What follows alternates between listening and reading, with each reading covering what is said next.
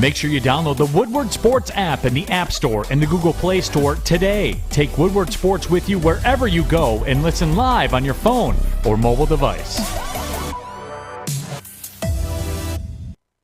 Good morning, everybody. Welcome to the Morning Woodward Show. Happy to have you here on a beautiful Wednesday in December. A little cold, but we'll make it through.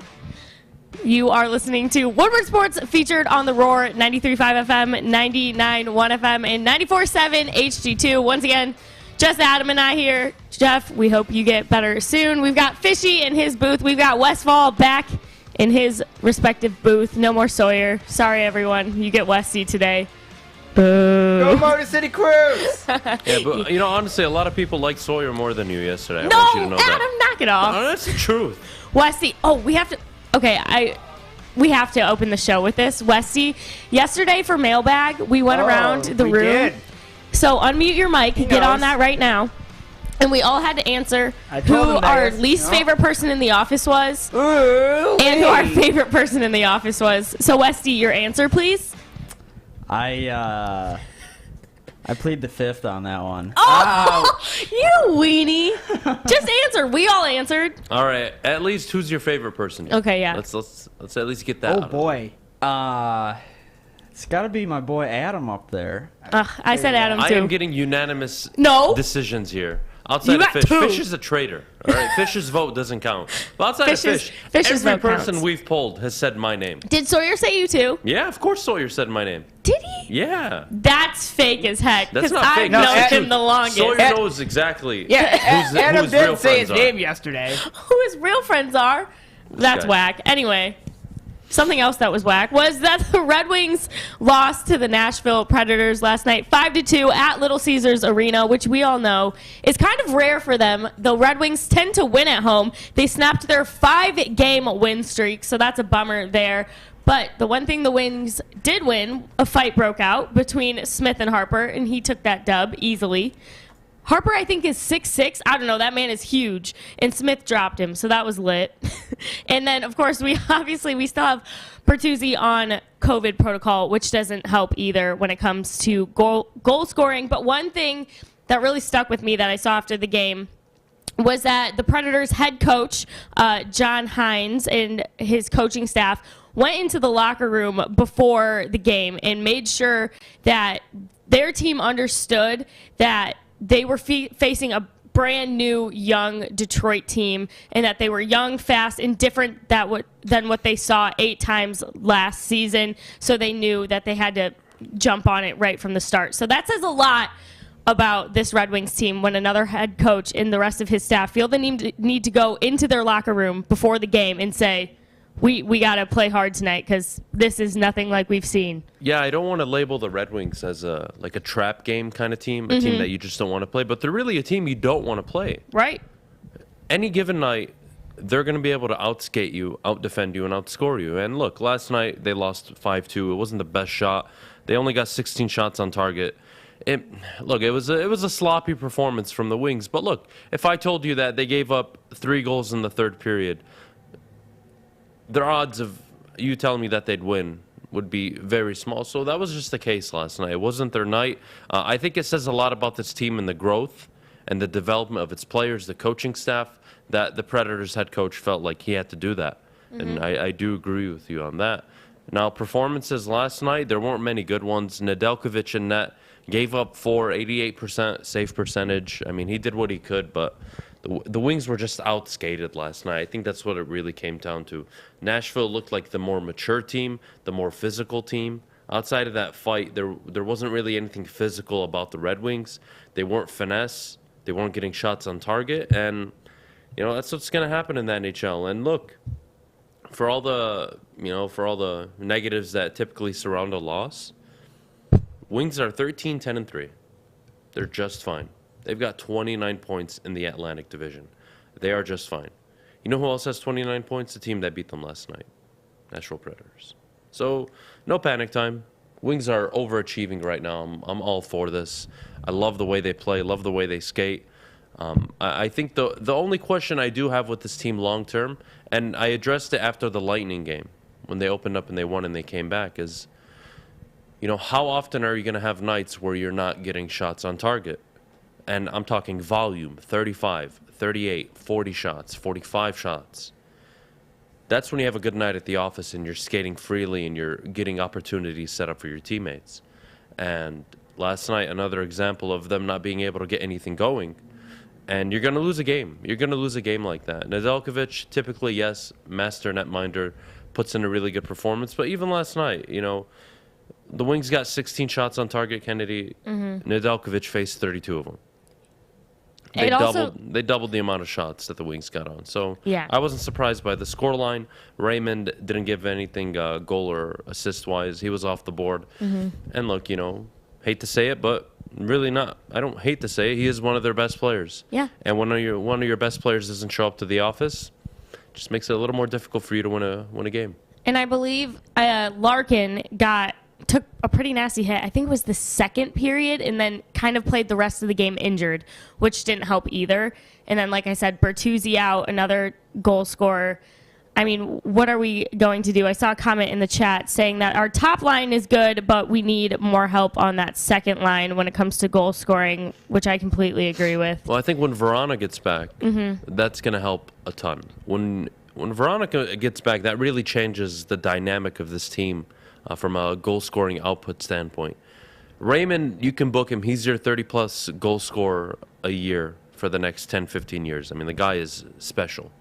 And then you need guys like a Verona. Even Bertuzzi, he's got to have to step up to the plate. I mean, it's going to be a collective effort for the time being. This team is nowhere near cup ready. Yeah. They're not ready to be challenging for the cup. But having said that, you get to watch them and watch them grow into that process. And that's why people are so accepting of these kind of rebuilds. And speaking of rebuilds, people are often offended, especially Lions fans, about, the word rebuild and patience. But, may I remind you how classy and, just how result-driven the Pistons were and have been. How the Red Wings were and have been. And how the Tigers were and have been. Each of these teams aren't taking 60 years to figure it out. That's why they get leeway. That's why they get respect. That's why when Steve Heisman says it's going to be a few years, I sit up here and I shut the hell up and say, you know what, guys? It's going to be a few years. Let him do his work. Yep. When A.J. Hinch is hired as manager, and he is clearly the best manager in baseball, and you have him on your baseball team, you shut the hell up and you let them make the moves they want to make, and he'll go out and he'll deliver on the baseball field. It's that simple. You're going to get Torkelson called up. Riley Green likely to get called up. You have a young core pitching staff. You have a young roster in general. You just added Baez. I can get behind that. I really can. Detroit Pistons just drafted Cade Cunningham. Clearly right now looks like the best player from that draft, and it's not even close. Nobody in that draft class is playing at the level Cade is. That's why the Pistons get time, respect, and patience. Take notes. We're going to get into the Pistons next, but I want to get into another rebuild. Obviously, the Lions. I read an interesting article written about Dan Campbell the other day saying that he is this remarkable leader, and I wanted to get your thoughts on it. It says his leadership has shown and spoken for the nature of the 2021 Lions season. So far this season, they have been in 7 games that have ended in 1 score, not having won a single one until this past weekend. Getting players to buy in and play hard each week gets harder and harder as the season goes along, especially as losses pile up. But the ability to compete each week proves that the message of Campbell resonates with the players and gives the Detroit front office a reason to be hopeful long term. Is it a positive thing that they are losing within 1 score time and time again? I think it's easier to accept losses, especially when they're 1-score games, just in general. But I believe Mike Tannenbaum is the one who said that, correct? The former Jets GM. Yes. Yeah. Who's his head coach? Rex Ryan? Last I checked, Rex Ryan came from a family tree of coaching and was an exceptional defensive coordinator. So look, I get where a lot of people want to go with this Dan Campbell stuff, and again, may I caution you: does he look like he knows what he's doing? And ask yourself that. And if you can answer that honestly and say yes, then I would love for you to tell me what you're seeing. But I think we all know what the truth is. and you hope it plays out in a better way. And he's going to get time. He's going to get all of next year. That's not an issue. No one realistically is actually calling for his job. Now, had he gone 0-16-1, that would have been really tough to go through an entire offseason talking about a winless football team. But they're not anymore. That's it. They won. We don't have to talk about it. You can forget about it. You can look towards the future. Okuda coming back. You have some cap, a little bit of cap space. You've been bringing that up a lot lately, Adam. Yeah. That Okuda's coming back. Are you feeling him all of a sudden? No. Okay. But he is coming back. That's a fact. And He whether is they coming move him back, to but- safety or not is going to be on them. And we'll have to see how he recovers from that Achilles injury. And that's not an easy injury to recover from. As someone that's like recovered from an ACL injury and tried to play sports at a medium level, it's not easy, let alone at the top level where everybody is insanely athletic and fast. So we'll have to see how Jeff Okuda comes back. But again, you have Okuda coming back, 2 first-round picks, the first pick in the second round. You're going to have the ability to revamp and reshape this roster into a competitive unit next year with Jared Goff as your quarterback. And again, I don't love the guy. I don't think he's the future. But you know what? You can't tell me that you can't put out a better product than what you have right now 1 year from now. It's just not the case. They're going to be a better football team. And we'll see if this rah-rah translates next year. It's that simple. Well, when Goff is done, hopefully after next year, he can hit up Northwestern Tech for a new job, start a new career in an industry that is always essential, the heating and cooling industry. Learn more today by visiting northwesterntech.edu. It's that time of the year again. Time for our second annual Stuff a Studio with Woodward Sports. Last year, Metro Detroit came together to help make the largest single toy donation in Mott Children's Hospital history. This year, we make it even bigger. Stuff a Studio is happening December 13th through the 17th at the Woodward Sports Studios in Birmingham. The children in Mott Children's Hospital fight so hard all year. Now it's up to all of us to help bring a smile to their faces. So while you're out holiday shopping, make sure you pick up an extra toy or two and help us spread some love to Metro Detroit this season. We look forward to seeing you December 13th through the 17th as we stuff our studio with Woodward Sports and Myre. Woodward Sports Network, let's go! Ho, ho, ho, ho! Putting on a show here, and that's how you answer. We love our sports. We just wish they'd love us back. Detroit sports for Detroit sports fans. Woodward Sports. Speaking of struggling teams and rebuilding, we've got to talk about Dwayne Casey and the Pistons. He's currently on the hot seat with a lot of Pistons fans. A lot of people not understanding some of the playing time that certain players are getting over others. But Dwayne Casey has come out and said that there is no classroom for inexperienced players, basically telling us all right here in Detroit that we need to trust the process, trust the rebuild, be patient, all the things that we are so tired and used to hearing. But Adam, when you look at the wings under Blashill and Iserman, is it fair to compare these rebuilds? We've seen the comparisons on Twitter and other social media platforms. And is it fair that some people are calling for this man's job? It's interesting. I wouldn't say it's fair. I get it. But I think what people need to remember is when you're a young talent, you're either good or you're not. And some develop really late, and I think that's kind of this conundrum that the Pistons are in. Dwayne Casey said it himself. It's a young team, and there's no classroom for growing up and getting experience outside of playing games. So this is a team that, yes, is going to lose a lot of basketball games, and yes, they're going to struggle. But look at Cade.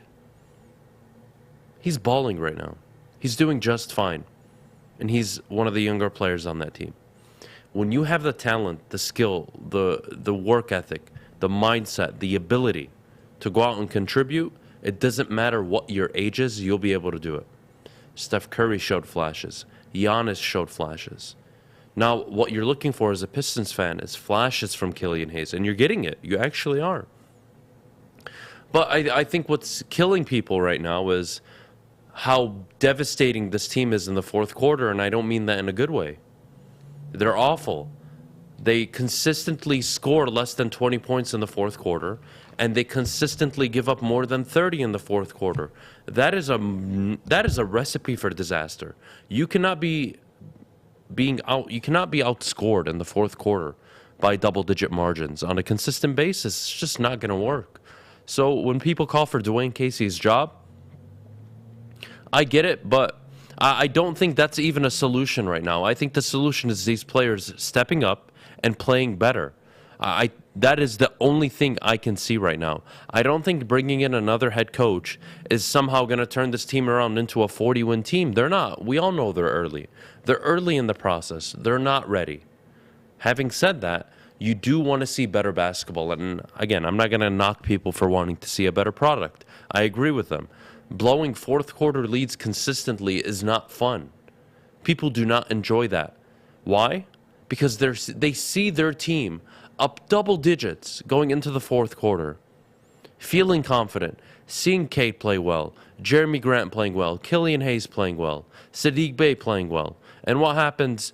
There's nobody on that team that can step up in the fourth quarter. There's nobody on that team that collectively gets the group together and gets them to close out games. And yes, a lot of that is on Dwayne Casey, and he is the basketball coach. But listen, you need a little patience with this basketball team, I will say. As someone who maybe doesn't come off as a patient man, I don't think the Dwayne Casey firing changes the trajectory of this team right now. Now, if you want to do it after the season, okay, I'm willing to listen to that plan. But right now, they're 4-19. They play the Wizards tonight. They could all change your mind tonight by beating the Wizards. They could very well go out, beat the Wizards, and then you'd be like, oh, wow, that was a really good performance. The young guys look good. They're getting better. They just need time. So, yeah, not too reactionary, especially in NBA season where every 5 wins feels like 1 win in the NBA, or excuse me, in the NFL. If you kind of do the math, it actually makes sense. But right. Broman says the substitution patterns are weird. They mess with the flow at the end of games. I do agree, and I don't like how often he'll take Kate out, how often he'll take Killian out. I don't think that's the way to go, but only he knows what's going on in practice and what lineups he feels are going to gel correctly. But as long as he's not sticking to his mistakes and he's willing to change 3, 4, 5 games from now, I'm willing to accept mistakes. Just don't keep making them. Understand the Saban Lee Jackson lineup that you have going out in the fourth quarter to start. It's not working. Have a veteran out there. Jeremy Grant standing out there at the 3-point line waiting to get the ball is not it. Saddiq Bey needs to stop being so aggressive and driving to the paint. He's a shooter. Let him shoot.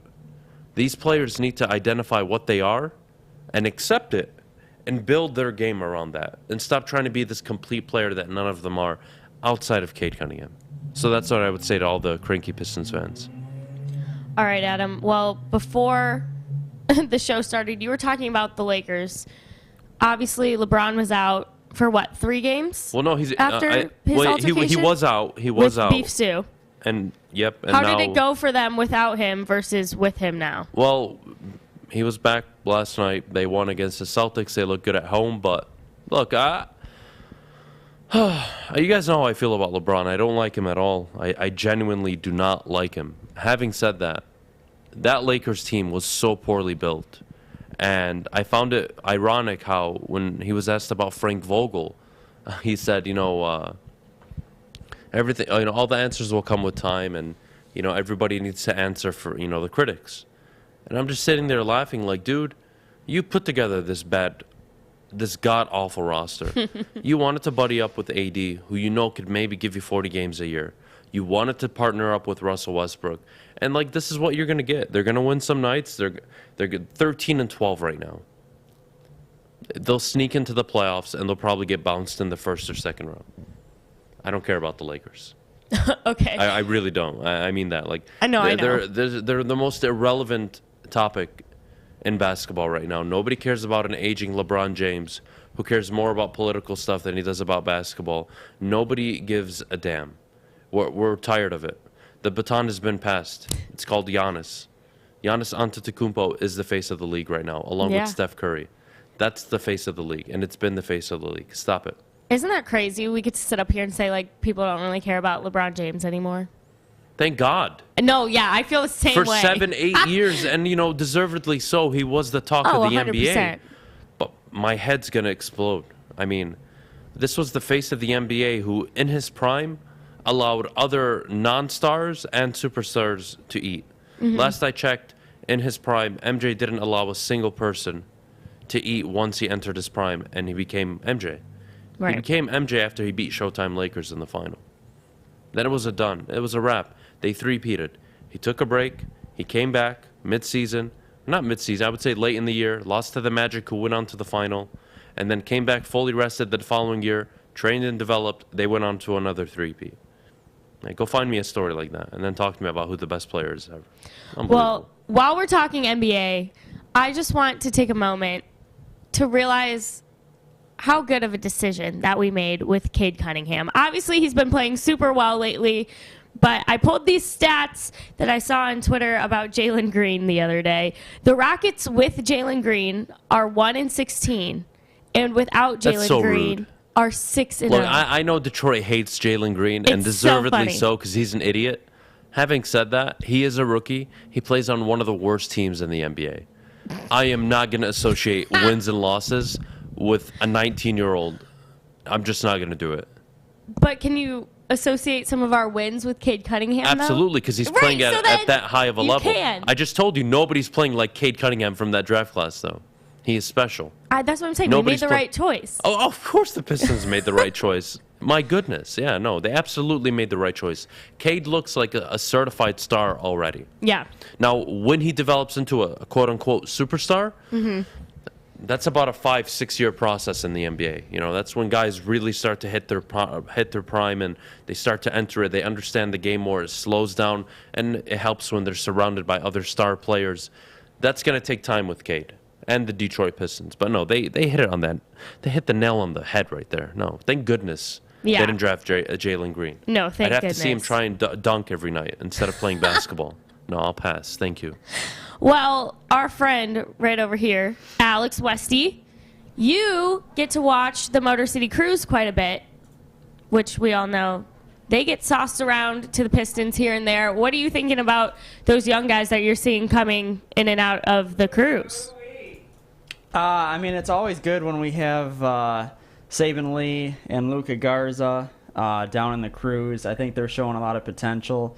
We haven't seen Livers a whole lot this year yet because he's been hurt. But, yeah, I mean, I think that especially both of them have been showing a lot of potential and getting some minutes up with the Pistons as well. Well, You guys want a nightmare? What, Fish? I noticed Brandon Knight went off yesterday for the Sioux Falls City Skyforce. Is that who they played yesterday? Yeah, I noticed Yep. Brandon Knight went off Fish, yesterday. only you would know that, honestly. I love you, buddy. I love you. Only you would know that. Well, I'm trying to support my team and watch the Cruise. So, Yeah. Adam. and I just I'm noticed sorry. Brandon Knight went off for the Sioux Falls That's great. City I'm glad he's Skyforce. dominating the G League. That's great. Clay Thompson in the G League. Did you know that? Who? Yes. Klay Thompson? Talk about Different. who? He's recovering from an injury. He said who? You don't know who Clay Thompson is? Ding ding. No, I Which couldn't hear you, Kardashian buddy. did he date? All of them. Stud. We got to go to break. All right, we do have to go to break, which means we get to hear about my bookie. All right, guys. MyBookie is where it's at. Bet from anywhere, anytime, using MyBookie. Michigan, Georgia, upcoming at the end of the month. Who's excited? New Year's Day. Whew, Orange Bowl. I'm going to be betting a lot of money on that game. I am extremely excited. But, guys, take advantage of their dollar-for-dollar match right now going on this promo at MyBookie right now. Sign up using code Woodward. They'll match you dollar for dollar. You put in $100, they'll give you $100. You put in $200-$300, they're going to give you $200-$300. Guys, free money, free betting. Pistons are plus 198 tonight. Probably be higher by the time, how closer it gets to game time. Take advantage of it. Take the Pistons on the money line. They're not losing to the Wizards, although the Wizards are playing really good basketball. Support the local teams. And support MyBookie, guys. Bet from anywhere, anytime. Again, that's MyBookie using code Woodward. And, of course, if you suck at gambling, or if you just have a gambling problem or an addiction, please call the gambling hotline at 1-800-270-7117. Hi, I'm David Hall from Hall Financial. Did you know mortgage rates are still at generational lows? If you haven't refinanced your home loan yet, there's still time. Now is your second chance to refinance. You could lower your monthly payment, eliminate credit card debt, or Even take cash out by using your home's equity. Call Hall Financial now to get started with your free 5-minute mortgage review. 866-CALL-HALL or chat with us online at callhallfirst.com. It's Adam, Jeff, and Kennedy. Mornings on the Woodward Sports Network.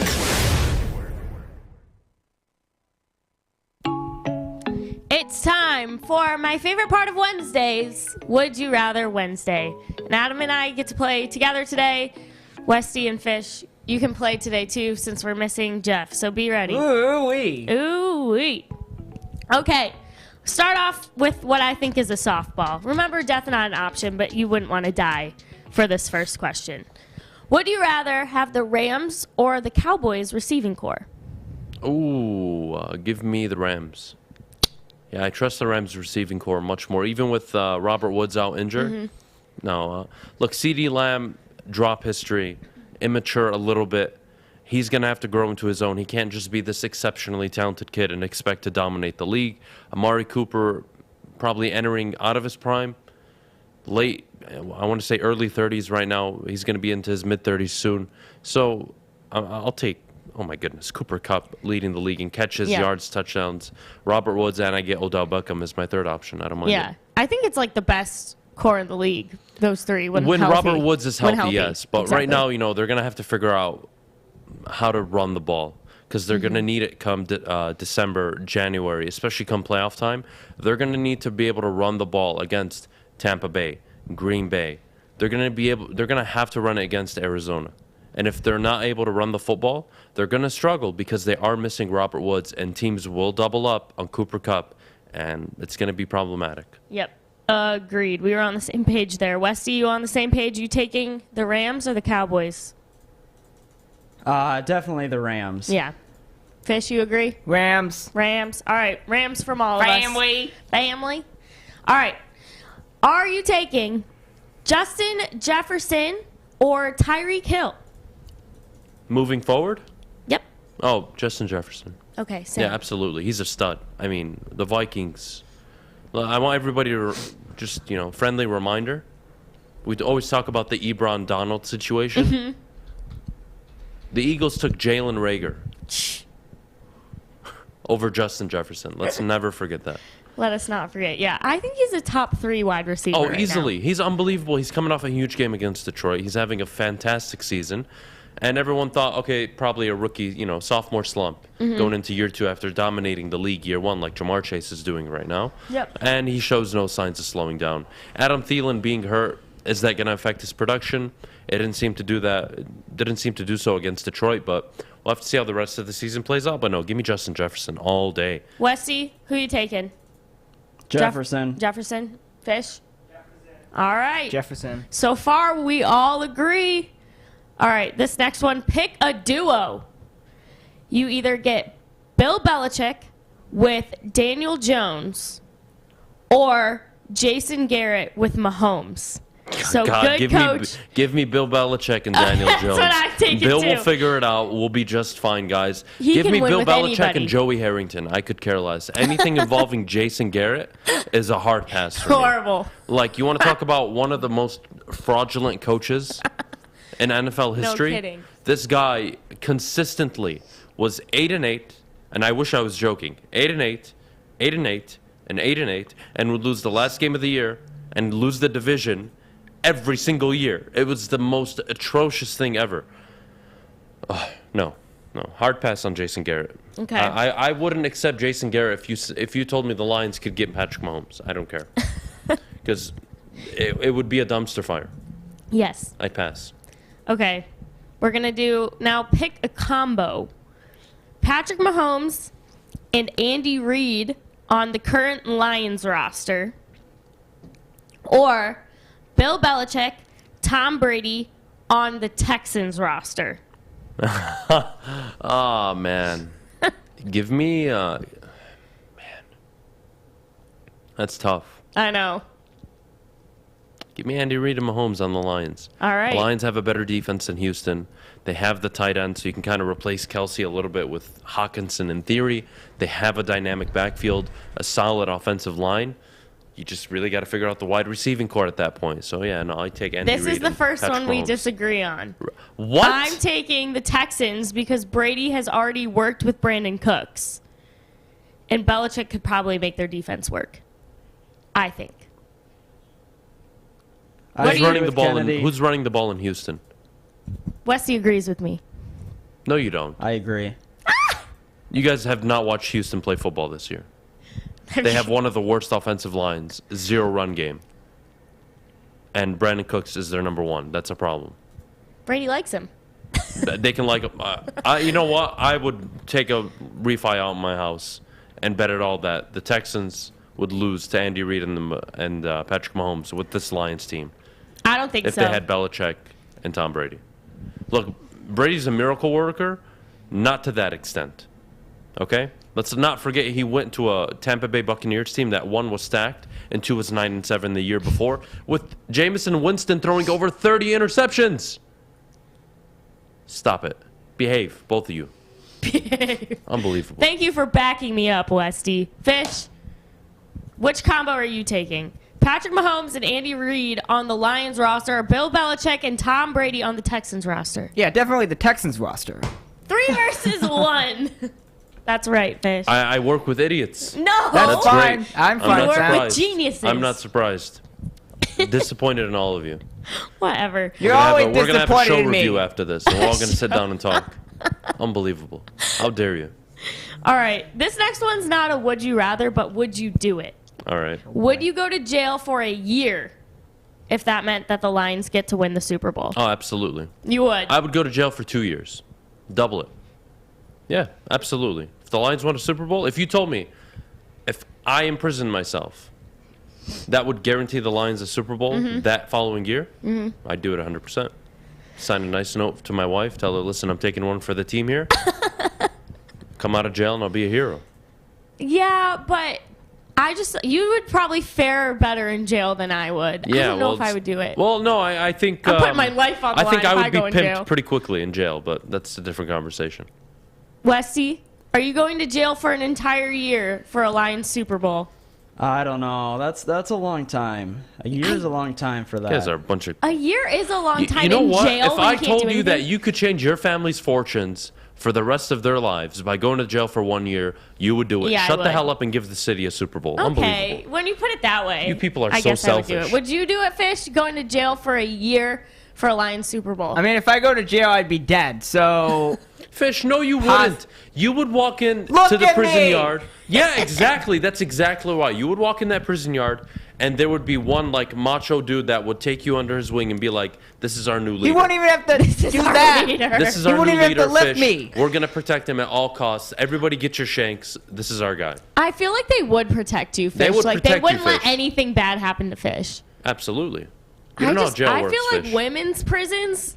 Oh, you would be mauled. Yeah, I don't Yeah. think I could do it. No. I would die. Yeah, I would recommend you not doing it. Okay. But Westfall, Fish, myself, yeah, we should do it. If it meant the Lions won a Super get a Bowl, pass. everyone should shut the hell up and do it. I don't know if they have Fish's protein bars in prison though. Ooh, that's a deal breaker yeah. for me. Well, no, but if I'm already dead Fish, in you'll jail, then smuggle I'll them in, die buddy. anyway. You'll smuggle them in. They smuggle stuff in all the time. I'm sure you can smuggle in protein bars. Stop it. All right. Stop it. If you had to build a squad from scratch with a view towards competing over the next decade, would you prefer to build around Trae Young or Zion? Trae Young. Zion is, I'll put it this way, and I'll just have to be brutally honest. He's a fat slob. He's out of shape, and he's done nothing but ruin his potential career, given his eating habits and the amount of Mountain Dew he drinks. So listen, when I would trust Trae Young. Yes, he's smaller. Yes, he's not as, I would say, dominant in a physical sense. But you know what? He plays 82 games a year. He got his team to the Eastern Conference Finals already. Give me Trae Young. I can figure out how to build a team around it. I can't even figure out how to give Zion a diet plan, let alone I have to worry about building a franchise or contending team. Stop it. Stop it. That dude's diet plan is Snickers, Mountain Dew, and an apple pie for breakfast every day. Hey, same. Just Unbelievable. I wanted to say Zion really bad, but I can't but just because I've been watching these TikToks of these New Yorkers, and they really hate Trae Young, and they post really funny videos, so I want to hate Trae Young. Yeah, they're mad at really Trae Young bad. because he embarrassed them in the playoffs last year, and he rode them out. That's why they hate Trae Young. That's a good thing. Yeah. Give me Trae Young. I'll take Trae Young, Listen, too. guys, it's hard enough. Look, as a parent, it's like impossible. It's already hard enough to raise your kid. Imagine if you were already a step behind. Me taking over Zion, I'm already like behind the field by 3-5 years because I got to figure out his health plan. He's got to stick You to are it. so He's got to ridiculous. lose 70 pounds.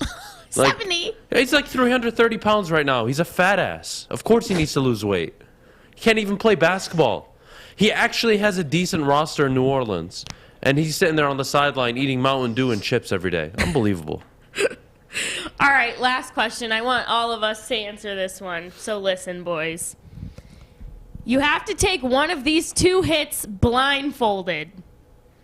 Would you rather be standing on a field and let Harrison Smith clock you, or you're blindfolded on skates on the ice and you let prime Scott Stevens, a.k.a. Captain Crunch, hit you at center ice? I'm letting Harrison Smith hit me all day.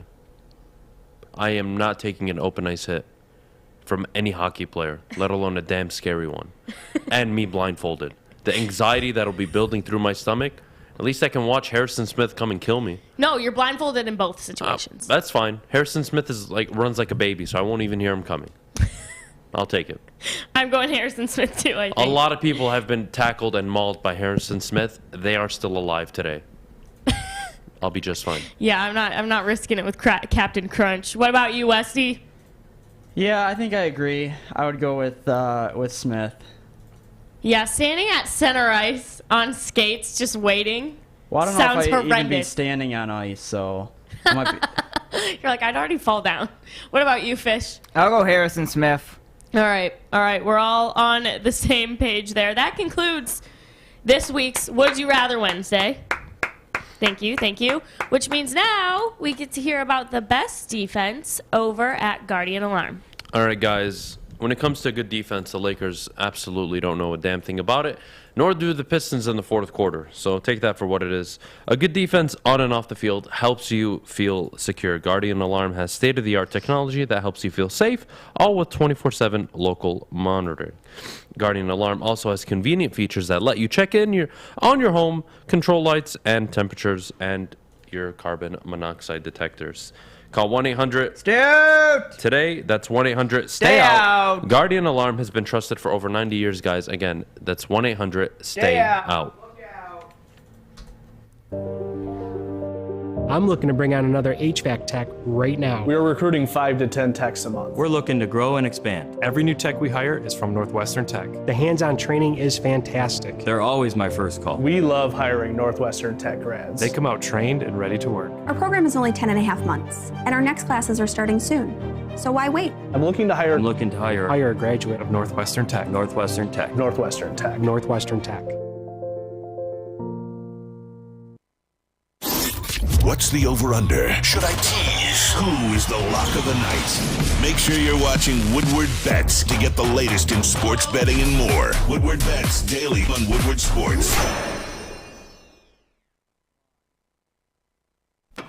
Welcome back, everybody. Speaking of situations, we've got quite a few happening right now in college football. We're going to get into them all. Some new coaches on some new teams. I'm going to do the rundown of everything that's happening for you guys, and then Adam and I will discuss which team is going to turn it around the fastest. All right. LSU obviously has Brian Kelly coming in from a one-loss Notre Dame team to a Family. 6 with his new family with the 6-6 LSU. Miami brought in Mario Cristobal, and they are on the verge of convincing the well-respected Clemson athletic director Dan Radakovich, I think, how you say it, to leave. So that could be a big win for them. USC obviously now has Lincoln Riley coming in from a 10-2 Oklahoma to take over a 4-8 USC. Yikes. Oklahoma hired Brent, is it Venables? Venable, yep. Yep.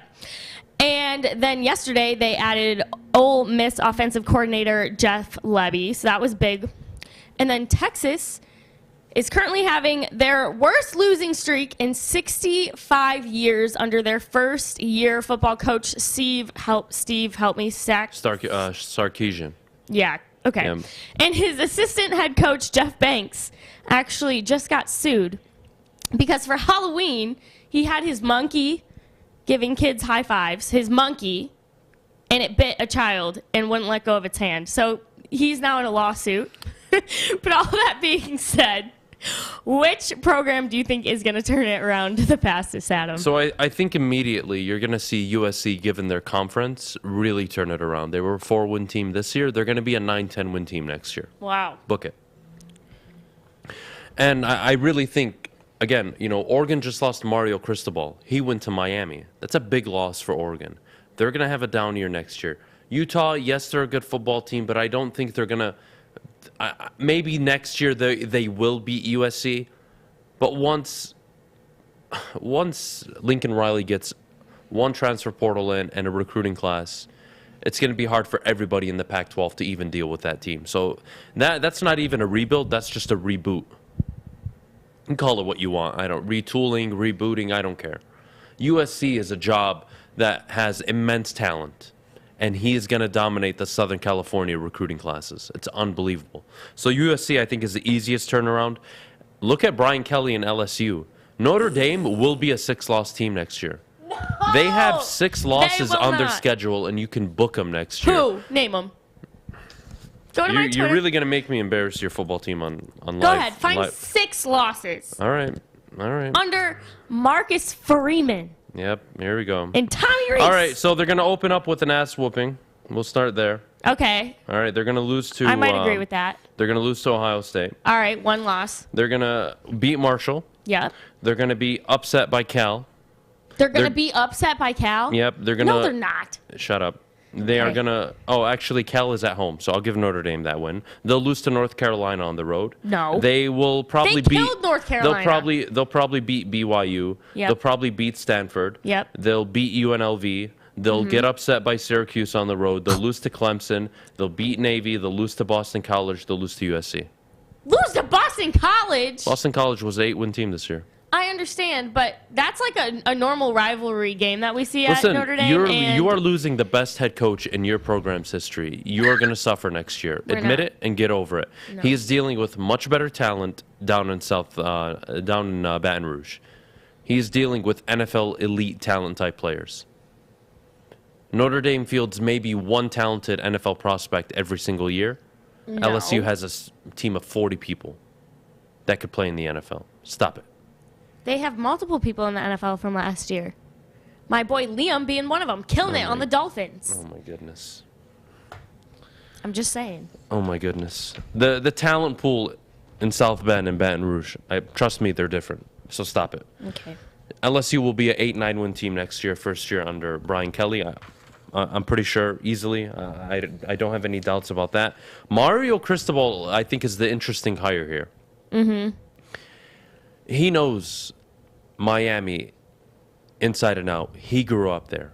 He knows the high schools. He has the connections. If there was ever a guy to turn Miami around and bring them back to what they were in their late 90s, early 2000s, it's this guy. So I think his project, though, is not as easy as Lincoln Riley's, where he'll turn it around in an instant. I think you're looking at 2-3 years, maybe even 4 years, for him to turn it around at Miami. I really think they can do it, though.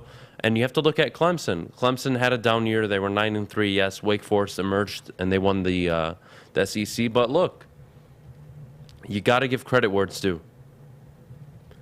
Clemson built a good program. Miami's looking to compete with that, and I like the hire. You look at Texas, I think they're a joke. They're moving to the SEC along with Oklahoma.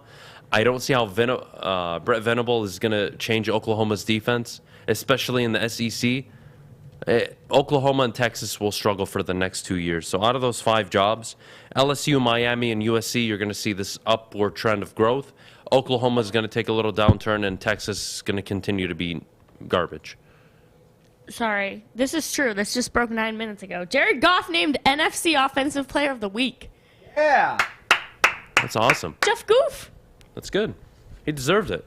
On to the Super Bowl. Shut up, Fish. Stop this nonsense. He went to a Super Bowl. Good. I'm happy for him. I really am.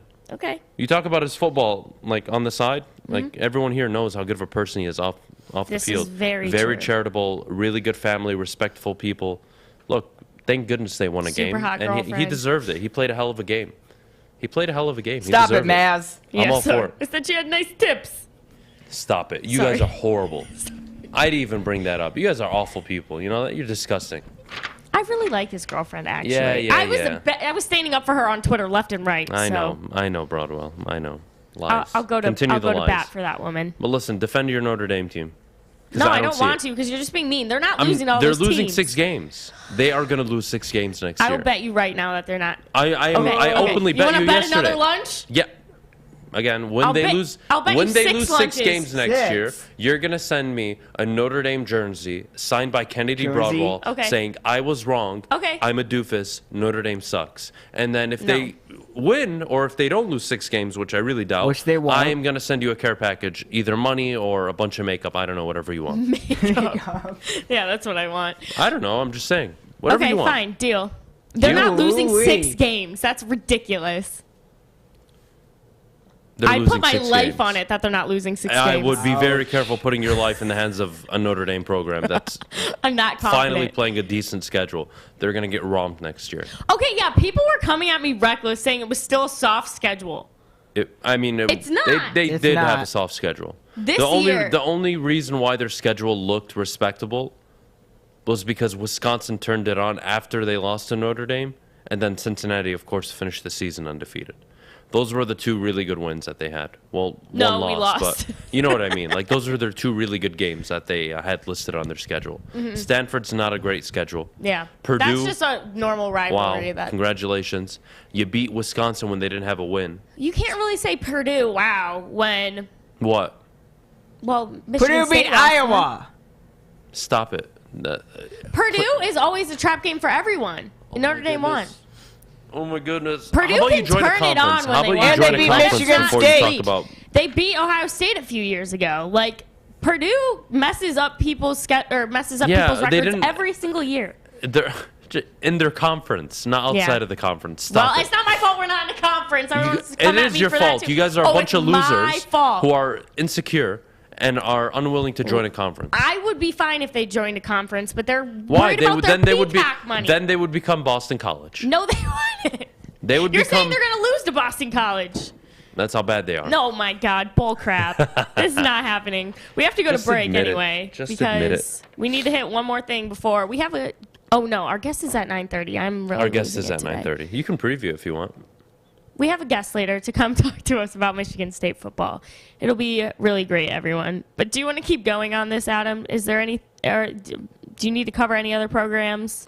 Look, Sorry, I was trying to cut us off short. I think the Miami one is extremely interesting. I think that's a long-term project. I think he's going to need 3-4 years. Like I said earlier, Mario Cristobal.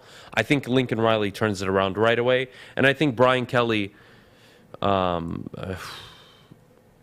I mean, let's we're going to have to work around it. But let's hit the break. I'm going to get in contact with our guest later on, and we'll go from there, okay?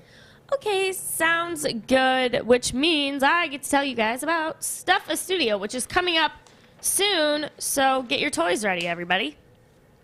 Woodward Sports and Myre presents Stuff a Studio, collecting toys for Mott's Children's Hospital at the Woodward Sports Studio, 34915 Woodward Avenue in Birmingham. If you want to come, drop off a toy, punch Adam in the face, that is where we are located.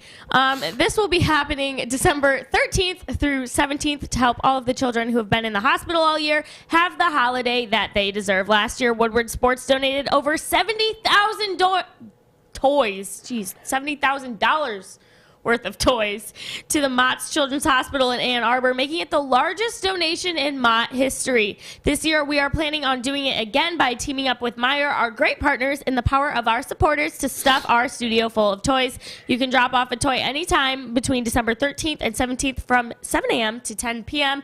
at the Woodward Sports Studio. If you are a local business, we will give you a shout out, or you can donate online at woodwardsports.com.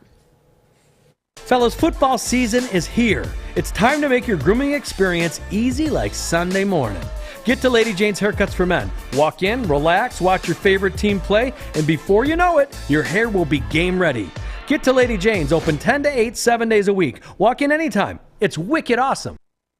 Hi, I'm David Hall from Hall Financial. Choosing between a 15 or 30-year mortgage can be difficult, which is why we offer the Modern Mortgage, a flexible term that's customized for you. 866-CALL-HALL or chat with us online at callhallfirst.com.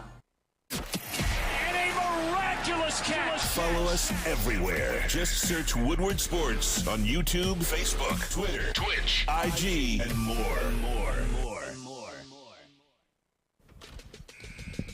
Welcome back, everybody, to the Morning Woodward Show. We have an award possibly coming this way for our guy, Amon-Ra St. Brown. He's been nominated for Pepsi's Rookie of the Week. The wideout set a career-high 10 receptions for 86 yards and scored the game-winning touchdown in Sunday's game against the Vikings.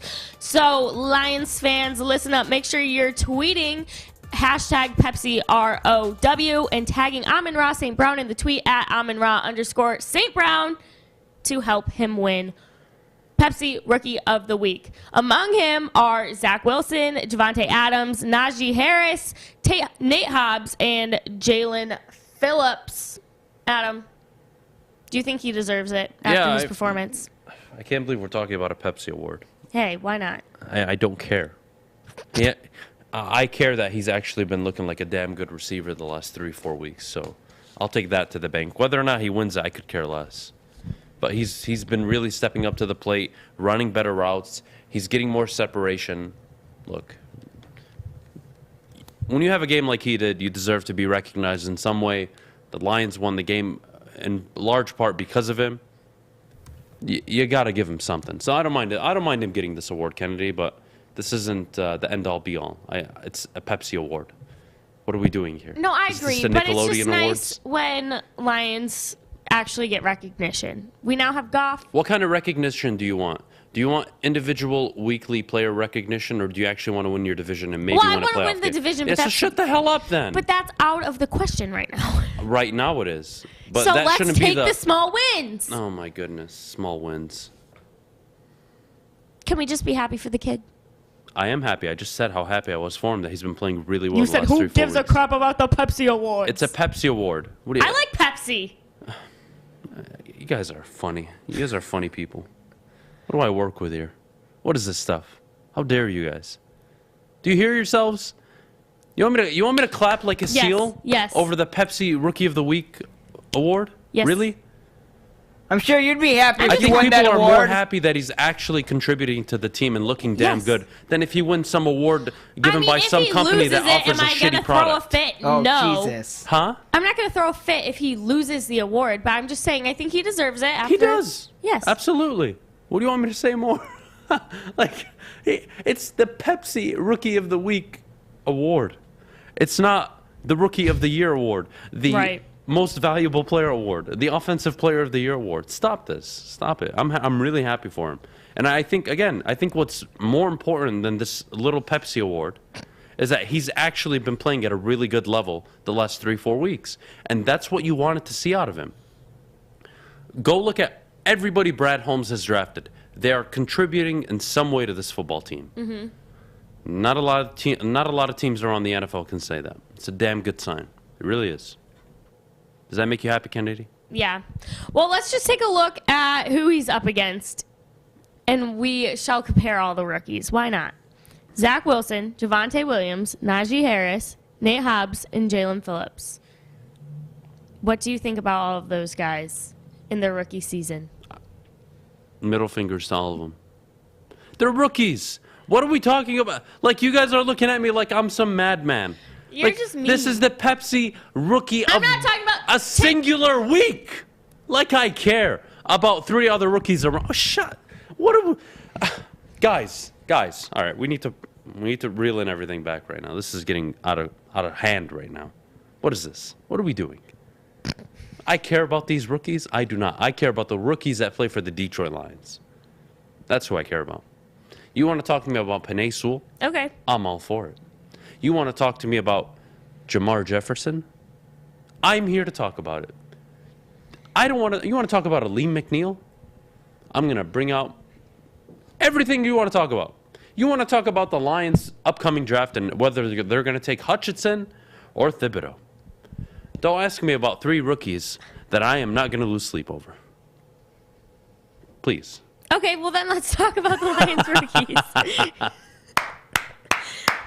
Let's start with Amon-Ra St. Brown, though. I actually really like him. I knew coming into the season that I was going to like him, and he didn't show out until kind of recently, honestly. And I'm glad that he's finally popping off. Yeah, you want that.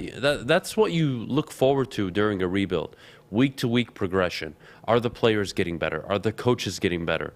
Is it translating into wins? How are we developing throughout the season? And when you get stuff and instances like this, that is what gives a fan base patience and really trust that, hey, you know what, maybe we are heading in the right direction finally. Mm-hmm. That's what people look for. Do you want to hit on Penei Sewell now? Absolutely. Please. All right, look. I talked about this yesterday, but this kid is a beast. He really is. And somebody brought up in the chat something really interesting, which was, what do you do if Taylor Decker plays well into his 30s? Oh. And that's not a bad thing. If he's playing at a high level, he should be playing into his 30s. Mm-hmm. Having said that, does Penei stay at right tackle? What if Decker loses a step 2-3 years from now? Do you move him to right tackle and then you shift back Penei? Like, that's actually a really interesting dynamic that I really thought hard about when I was driving in. Like, what does this team look like 2-3 years from now when Decker's contract is about to expire and Penei Sewell has spent the last 3 years at right tackle? Do they leave him at right tackle, or are they going to move him back? And I think that's the unanswered and unpredictable question. It really is, because you can't tell me and translate what it's going to look like in 3-4 years. I mean, we can try and predict it, but what Penei looks like in 3-4 years, I think he's going to be one of the best tackles in the league. Now, whether or not he's at right tackle, left tackle, I think that's just preference. But he's showing that he can be one of the more dominating players on the offensive line, regardless of where you put him. And I think Taylor Decker going down was a huge factor in that. Mm-hmm. Because it gave him 6, 7, 8 weeks to get comfortable playing at the NFL level speed at left tackle, and then he was able to adjust and go to right tackle pretty seamlessly. Mm-hmm. So I'm really high on the Penei Sewell stock right now. I'm really happy about it. Yeah, me too. I mean, we talked about it a little bit yesterday, what you thought that the Lions' thought process was when he fell to us in the first place. And you think it was to keep him at right tackle, knowing that we had Decker already at left. So maybe if Decker does play well into his 30s, like you said, at a high level, then it's just like what the Lions had planned all along. Obviously, we don't know this for a fact. We are speculating. But well, look. You want to know what the direction of your football team and just your team in general. Why are people so excited about the Red Wings right now? They see where it's going. Yep. Why are people so ecstatic with the Tigers? They see where it's going. Why are people, even now, 4-19, so happy about the Pistons? They can build around Cade Cunningham. They know where the future is going. With the Lions, guys, what makes a franchise dominant for 10 to 15 years? Getting the GM right, the head coach, and the quarterback. Right now, let's be honest. Let's just all be honest fans here. Okay? Come on. Group up, kumbaya. Kumbaya.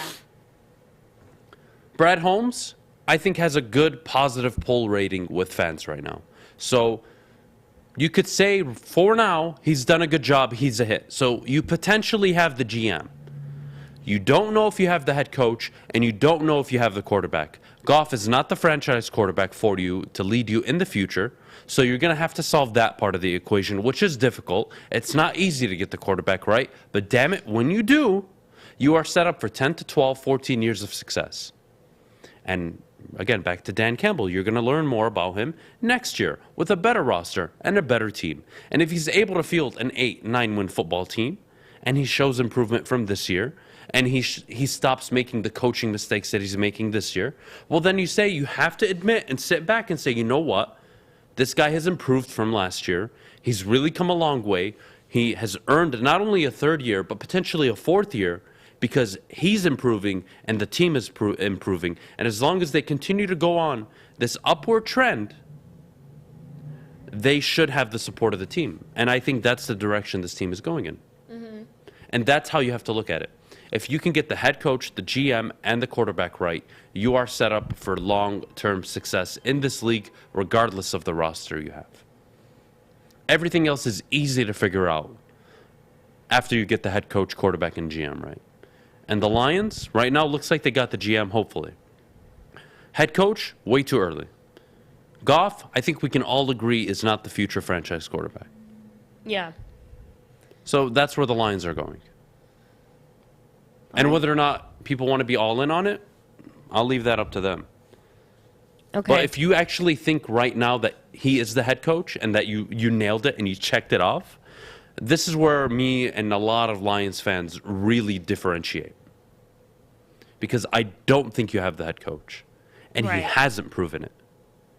And the fact that your owner walked down like you had just won the Super Bowl because you won your first game in 364 days tells me everything I need to know about her, whether you want to admit it or not. The players celebrating, the fans celebrating, the coaches celebrating, I'm all for it. They deserved it, they earned it, they endured a year of crap. But owners do not act like that. You know why the Eagles owner was down there celebrating with his players? Oh, I don't know, they made a Super Bowl run. What run have you made? The run to get the first round pick for the first overall pick for the last 5 years?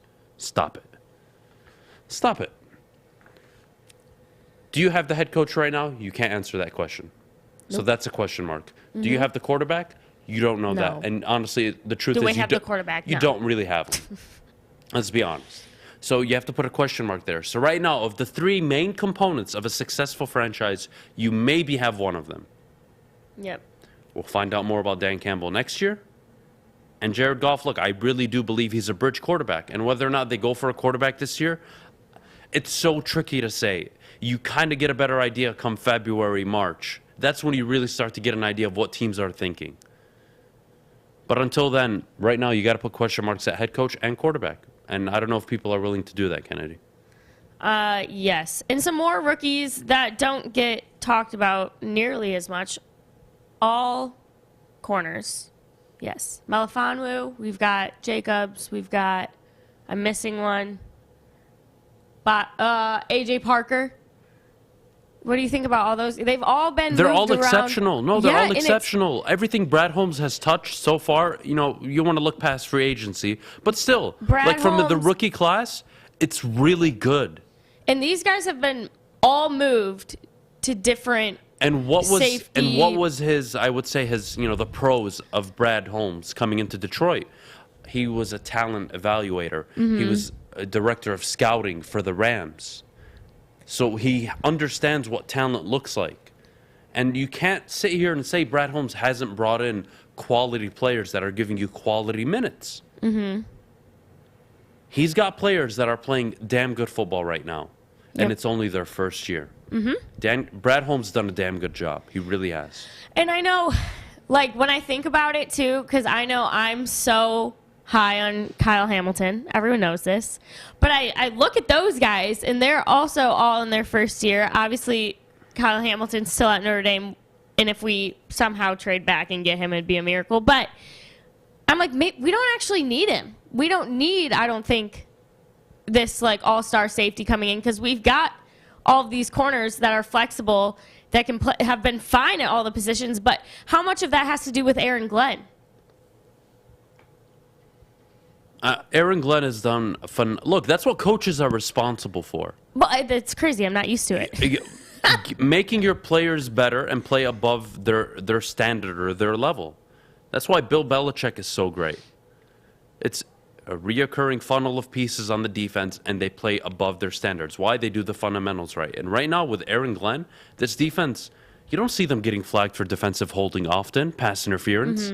They're not making critical mistakes, unsportsmanlike conduct. They're not hitting players late out of bounds and causing their team 15-yard penalties. This is a very disciplined defense. And look, I know they're not world beaters. They're not a top 5, top 10, top 12 defense. But damn it, they're playing above their means. And when you have a team that's playing above its means, it is absolutely accredited to coaching. It absolutely is. So you have to look at Aaron Glenn and say he's doing a good job. And you have to look at Dan Campbell and say, all right, they're 110-1. They're not going to go winless. No one's going to freak out anymore. They're probably going to finish, 2-15-1? Or, no, excuse me, 2-14-1. And if that's the case, they're likely going to have the number 1 overall pick. You go into the offseason and you're like, all right, what are we going to do from here? What pieces are we going to add? What are we taking in the first round? It really becomes a chess game of how are you going to overturn this roster? Don't tell me it's going to take 4 or 5 years. That's not how the NFL works. This team can be a damn good football team next year if they do the job right. It's that simple. All right. I like it. Up next, we will talk about the top-rated running backs in college football. I bet you can guess somebody on that list from Michigan State. But before we go, we need to hear about the Folding Warehouse. All right, guys, the Folding Warehouse is where it is at. You guys know how I feel about everybody there. Great people. It's a great time, too. I mean, we had our company all in there.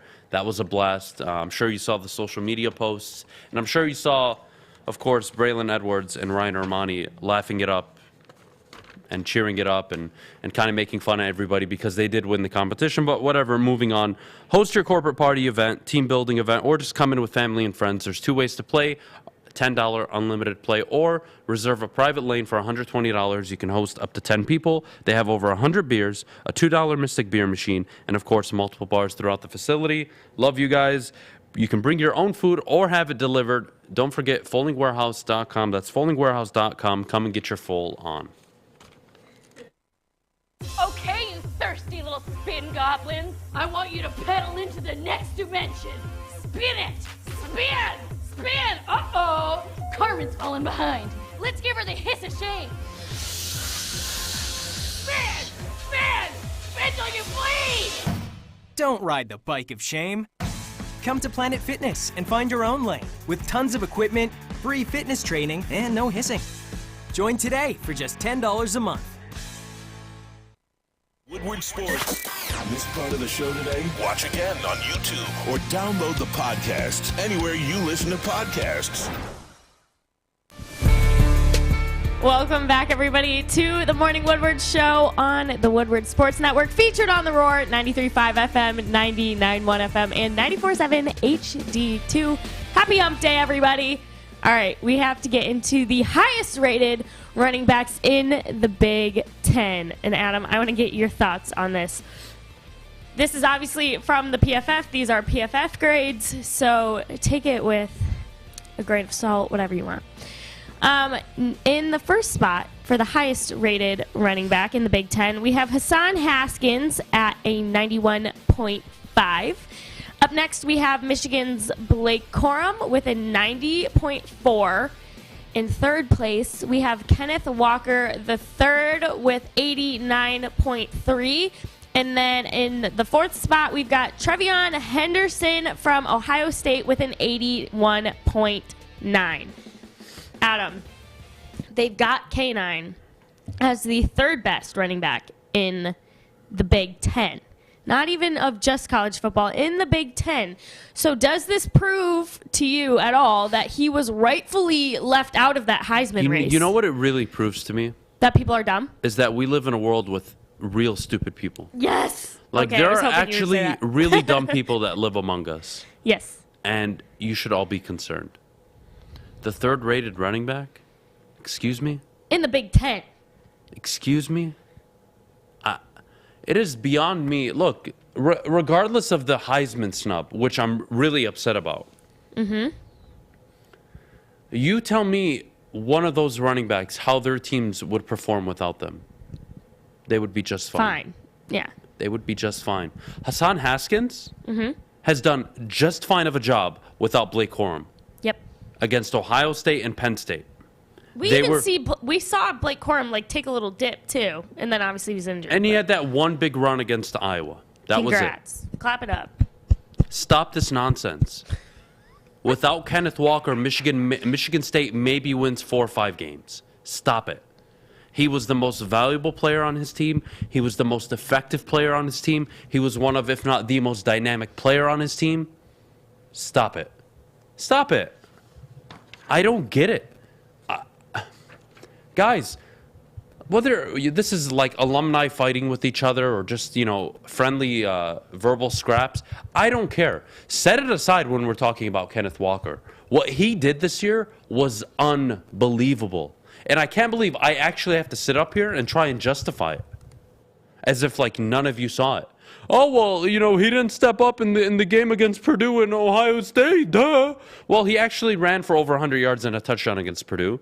And his team honestly cost him that game. He's not going to sit there and, he's supposed to defend against 42 points? How about Ohio State putting up 28 first quarter points? He's supposed to defend that as well? He's a running back. Stop it. Stop it. Stop using these excuses to diminish just how much of an impact player he was this year. He was the best running back in the Big Ten, probably the best running back in the nation, and I don't want to hear it. Hassan Haskins, phenomenal. Put him 2. Corum, put him 3. I could care less. Stop telling me that all of these players and all of those quarterbacks that are going to New York deserve to be in the conversation more so than Kenneth Walker. Stop it. And stop, Michigan State fans, stop using Aiden Hutchinson as a reason why he got snubbed. Stop it.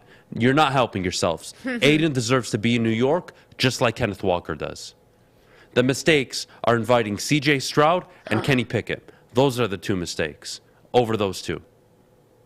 Why is C.J. Stroud a mistake? A 10-2 quarterback who directly results in his team's win-loss record. And let's see. We take out C.J. Stroud. How would Ohio State do?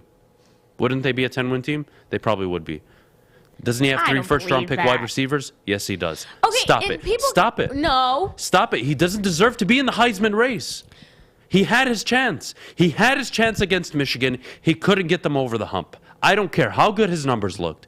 The same observation and the same argument I used for Bryce Young, you have to apply to C.J. Stroud. When his team needed him in the biggest game of the year, did he overcome all obstacles and win them that football game? No. Stroud didn't. Bryce Young did. That's why Bryce Young is winning the Heisman Award. Listen, though. People want to use these wide receivers against C.J. Stroud, and this is why it doesn't make sense to me. Because if you had bad wide receivers, sorry, trying not to cuss. If you had bad wide receivers, your incompletions would be higher. You'd probably get picked off more.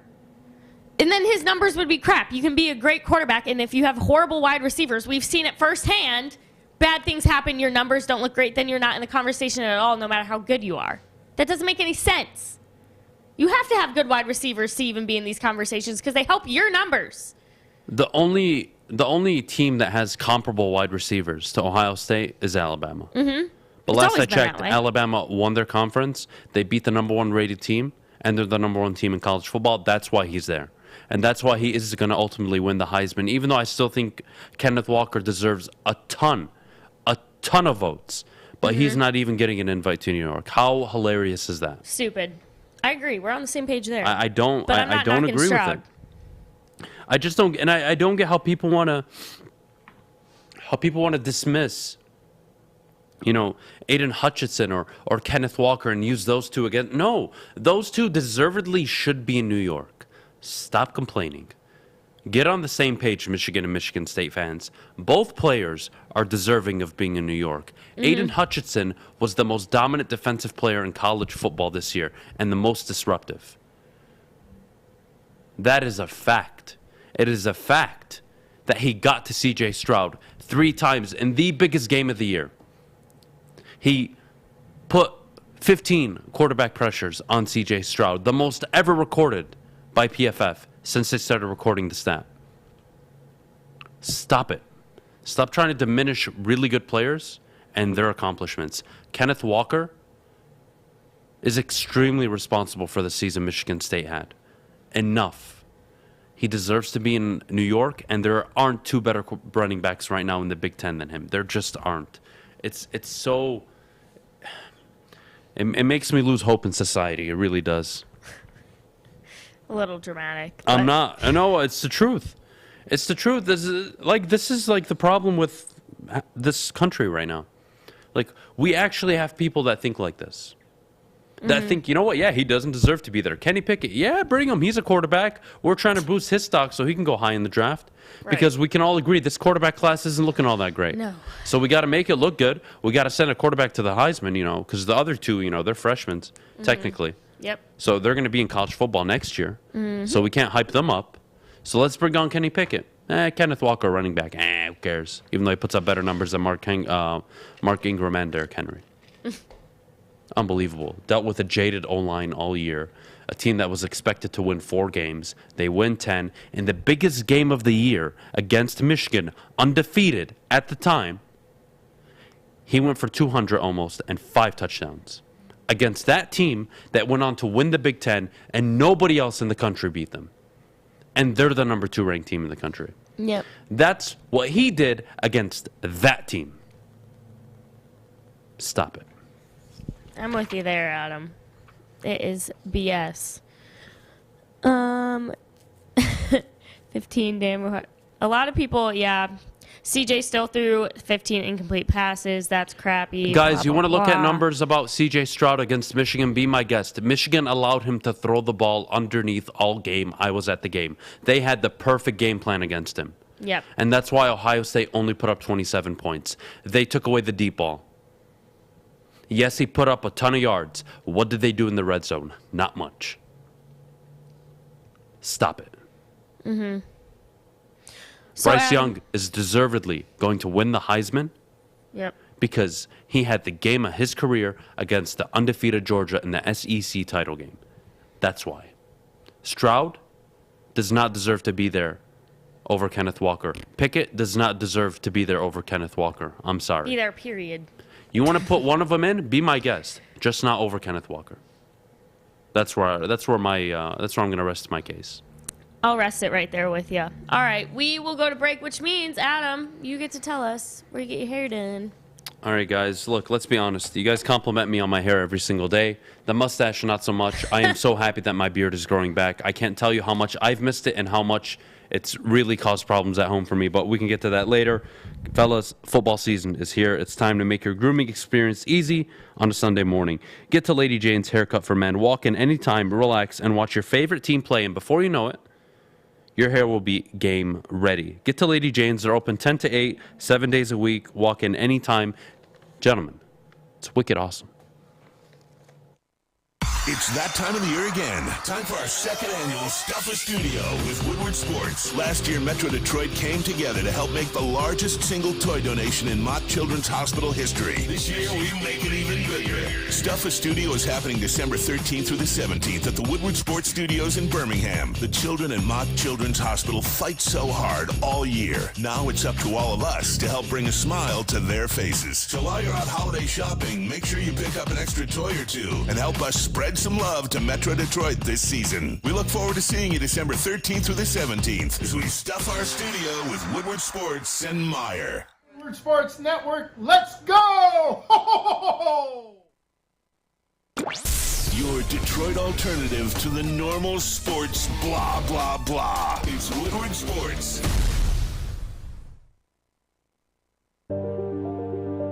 I'm looking to bring on another HVAC tech right now. We are recruiting 5 to 10 techs a month. We're looking to grow and expand. Every new tech we hire is from Northwestern Tech. The hands-on training is fantastic. They're always my first call. We love hiring Northwestern Tech grads. They come out trained and ready to work. Our program is only 10.5 months, and our next classes are starting soon. So why wait? I'm looking to hire Hire a graduate of Northwestern Tech. Northwestern Tech. Northwestern Tech.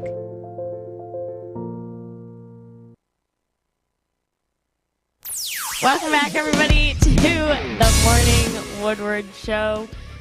Our guest, unfortunately, will have to reschedule, so sorry about that, everyone. But, Adam, what do you want to do? AP Awards? Do you want to talk? Yeah, we can talk about the AP Awards. Okay. I'm okay with that.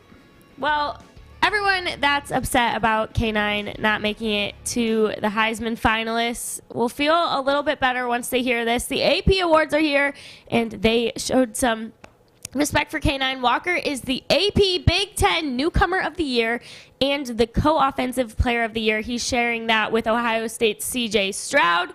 Michigan's Aiden Hutchinson got the Defensive Player of the Year. And this is where it gets a little bit interesting. And, Adam, I want to talk to you about this. Mel Tucker beat Jim Harbaugh by 1 vote for AP Big Ten Coach of the Year. Good. I'm glad they got that right. Okay. And they got it right because of how close it was in the voting. Yeah. Because if Jim Harbaugh would have won it, I would have had no issue. Mm-hmm. And if Mel Tucker won it like he did, I would have no issue. I am totally okay with that. One, extremely overachieved and beat the second best team in the country. The other finally got it together in year 7 and delivered on what he originally promised. You couldn't have gone wrong naming either of them a Coach of the Year. I really, really, Kennedy, have no issue with it. Okay. I'm totally okay with Mel Tucker getting the award. And if they would have gave it to Jim, I'm totally okay with it. Now, there is an award that was awarded. Mm-hmm. A play on words there. Yes. Coach of the Year to some ugly, fickle, we don't have to talk about him. I can't believe that the National Coach of the Year was a guy with the 87th ranked strength of schedule who won the American Athletic Conference. Yep. Is that what it's called? Okay, he went undefeated. What other coach went undefeated this year? I'll wait. None. You Ohio people are the most Hey, delusional. don't group me in that. It's not even Ohio. It's you are undefeated. idiots. It's college football. You can't even spell your own state. That's why you have a slogan for it. That's why you have a chant for it. You can't even read and write. Snoopy, hang on. That's the stupidest award ever. The person that should have won National Coach of the Year was actually Jim Harbaugh. Not Luke Fickell, who went undefeated by beating Notre Dame. Wow. Great job. You beat Navy, beat Liberty, and Tulane. Oh, my goodness. They're pretty good teams. The schedule Cincinnati had to endure throughout the whole season. I couldn't imagine. I should have hand-delivered that award to Luke Fickell. You still have to win the games. You do realize that, right? Freaking, what a joke. What a joke. What a joke. Who else went undefeated? Fish, it's not about who's undefeated. Coach of the Year. Cincinnati. What was their record last year, Fish? What did they go? Good, I think. What was their record last year? I don't know. They had 1 loss. 6-1, 7-1. What was their record last year? You want me to look it up? Yes, please. Okay, I will look it up. What was Cincinnati's record last year? They beat Georgia in the bowl game, so I know. Yeah. What was their record They last were year? 9-1 last year. Yeah, 9-1. They were 9-1. Yep. Luke Fickell took a 9-1 Cincinnati with a cakewalk schedule. And he went undefeated the next year with them, with all the returning starters. Jim Harbaugh, what was his record last year? 2-4. What'd he do? Won the Big Ten title game, finally beat Ohio State, win 11-1, are in the college football playoff. He weenied out last year, though. Stop it. Weenie. Stop it. You still have to go undefeated. It's not Stop easy to it. win every This game. It's such a garbage award. That's why people from Ohio are so disliked, and they're just stupid. O-H-I-O. Yeah, no wonder. You can't even remember how to spell your own state. You need a chant for it. You freaking losers. Unbelievable. I was waiting for you to drop an F-bomb there. No, Shocked I'm you trying not to swear as much, Fish. Ooh, that's Proud of nice. you. I'm trying Proud to of behave. you. Clap it up for Adam. Trying to behave. Listen, people in this town drive me nuts sometimes. I lose my cool. Yep. I say some things I shouldn't say. I also say some things that people don't like to hear, but it's the truth, and they don't like it, but it's too damn bad. They really didn't like you yesterday. They really didn't like it yesterday. I got some hella flack yesterday, Do you wanna which was talk about surprising. it? Death Because you know, threats on if you actually watch that video, I literally opened it up by saying, the coaches, the fans, the players, they yep. deserve to celebrate yesterday. Yep, you said it. And it turned into this whole charade. It was funny. It really was. Well, that's the problem with those clips. They didn't get the full context, and you get. They don't want want the full they don't like context. the truth. Here's my thing with Lions. Did you have a fans. problem with the celebration? Be honest. Did you not agree with what I said yesterday? My initial. It's okay if you disagree. I'm not going to Listen, slate you I'm for going to it. get into it. My initial, when I saw it, was like, aw, Sheila. Like, I thought it was kind of cute. And then I was like, kind of weird. And then the more I thought about it, I was like, should you be that excited over one win? Like, this has been a horrendous season by every bit of your imagination. And, yeah, I mean, it is weird for an owner to act that way. I agree. But I also get that I think that her comments when she was like, that was amazing, blah, blah, blah, was holy crap, Jared Goff to Amon-Ra St. Brown in the final seconds of the game to win it all. I think that's where she was. Unbelievable! Yes. Because for a Lions team, it was unbelievable. But that's like the issue, too, that we're getting at here, that it shouldn't, when you're in those situations, you should expect, like, oh, we're about to score But here. there are no expectations. That's the problem, though. That's the issue. So that is why I said what I said. And that's why people I get don't where like you were it. coming from as well. But then I get the other side where people are like, let her be excited because we haven't seen this yet. But we should be seeing this, people. We need The to locker raise the room bar. should celebrate because they finally got the monkey off their back. Yes. For the owner to come down and celebrate like they had just won the Super Bowl Super Bowl! again is not only embarrassing, it's really, really, really annoying. And no other owner is walking down when their team is 0-10-1 and they win a football game and going up and down like a damn hyena. Stop it. Well, Adam, I have a few videos that I actually want to show when it comes to celebrations. Wesley, can you pull them up? This is this is from the actually Lions game on Sunday. This is me after the Lions won, actually. Here you go, Wesley. Is this real? Yeah. This is from the Lions game on taped it. Sunday. Yeah. Play it. Yeah, it's from the Lions game on Sunday. Yeah. You guys. No, there's one more. How do you get this stuff? that was Oh my that God. was me after the Lions one, actually. That was like one of my favorite vacations. Yeah. All right. Well, see, I'm glad you guys got to see that. I'm really not, actually, but I need to take care of somebody after I leave. So I'm leaving work today, by the way. I'm going to be visiting a dental office in Lincoln Park. Oh. And I'm going to be bringing my bat. God damn it. Why do you guys get these videos? What is this? You know who it was. I know who it is. I'm texting him right now. This is unacceptable. Call him. And for everybody listening on radio, it's me naked basically dancing. Not naked. He's in a bathing suit. He's at the beach. Relax. This is not. Call him on the air just like your mom did yesterday. Oh my God. Tony's making some good comments here. Hey, she was booed on national TV. I think she deserves to do whatever she wants. Yeah, she can do whatever the hell she wants. Something to That's believe fine. in, yes. I don't care. She can keep being a loser owner. That's fine. It's the same lady that gave Patricia and Bob Quinn an extra year knowing she was going to fire them. Okay, and this was actually And gave them the keys to the franchise and a draft class that had, whether you like him or not, Tua and Justin Herbert. So stop it. Here was my biggest issue with yesterday. I'll tell you what it was. What do you mean? What happened yesterday? Well, everyone coming at you. That's fine. They can all come at me. No. I know you don't care. But this was my frustration, was that you were not knocking the team, not knocking the coaching staff, just knocking Sheila.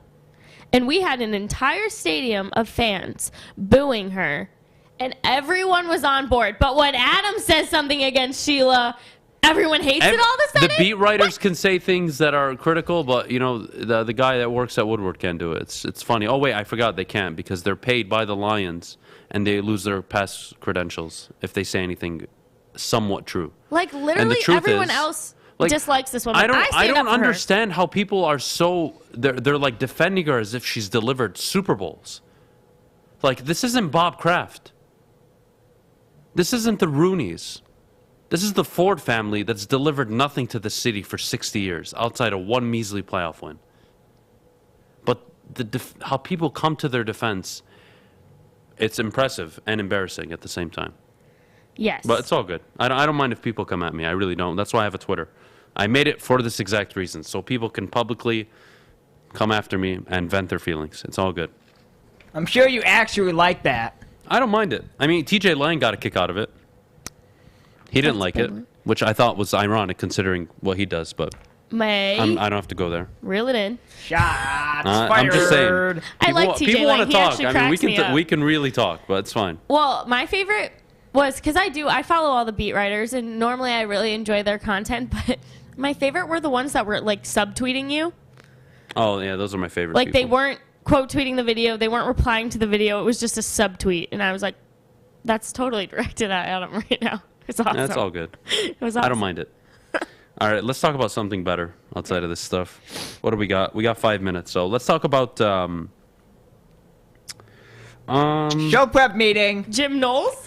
Yeah, we could. I don't mind it. All Go right, ahead. you guys. Ohio State made money moves. And if Jim Harbaugh wants to sit there and say that Ryan Day was born on third base, well, guess what, baby? He just hit a home run.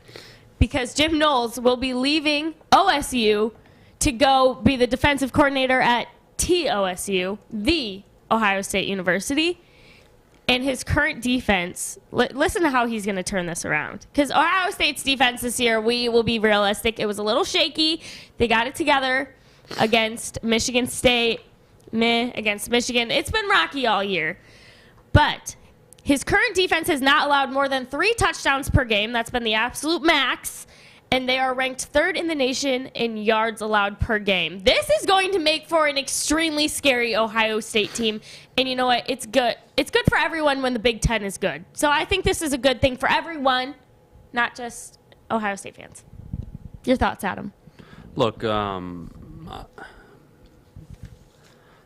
it's very well known I dislike Ohio. Obviously for their stupid chant because they're too stupid to remember how to spell their state name. But, moving past that, Ohio State next year is going to be a damn good football team. And whether or not they improve on defense, I don't think that's really the question. It's Marvin Harrison Jr. Some of these number 1 wide receivers coming out of high school that are going to be in place next year, how are they going to develop and play with C.J. Stroud? Are they going to burst onto the scene? And you kind of expect them to. You have the freshman running back Henderson, who should develop and take his game to the next level. He's likely the favorite going into next year to be the Big Ten running back of the year. So we'll have to wait and see. But I wouldn't sleep on Donovan Edwards either. You kind of look at what Ohio State is going to look like next year. What's Michigan going to look like? Is J.J. McCarthy going to take the reins from Cade McNamara after the bowl games this year? Because remember, Cade still has 2 years of eligibility. Is he going to transfer? Are they going to stick it out and fight it out? Is J.J. and Donovan Edwards kind of your future along with Blake Corum? And then you have... Wes, don't die. Excuse me. And you have a young wide receiving core. There's a lot to look forward to, whether you're a Michigan fan or Ohio State. So I think both teams are heading in the right direction. I just so happen to despise the state of Ohio because, again, I think they're a bunch of idiots. And when you have a chant... OHIO. What about the roads? It clearly tells me about your... The roads are the only The thing they roads got are- right in that state. Ooh-wee. The roads are the only thing they got Find right in new that state, roads. Fish. So stop Let's it. stand for Chevrolet. What are you doing, Let's stand for Fish? Chevrolet.com. What's wrong with you? What's not They're wrong not with part me? of the show. They're part of the bottom line. I know. You can't do that. Don't shrug your shoulders, damn it. Their bottom bar runs during our show. It's fine. All right, we got to go to break. Let's go to break. All right. We got a lot to talk about when we get back. Yes. We'll get back on track. We'll hit the break, which means we get to hear about our favorite vodka, the smoothest vodka, the corn distilled vodka, Gypsy vodka. And not only is it corn distilled, it is gluten-free and corn distilled 6 times at Kennedy Broadwell using artisan spring water. Ooh-wee. Support our local brothers here in Michigan. They're also Michigan State alumni, fun fact. Try a bottle today. Ask for it by the name of Gypsy. And as always, guys, don't be like Fish. Drink responsibly. Okay, you thirsty little spin goblins. I want you to pedal into the next dimension.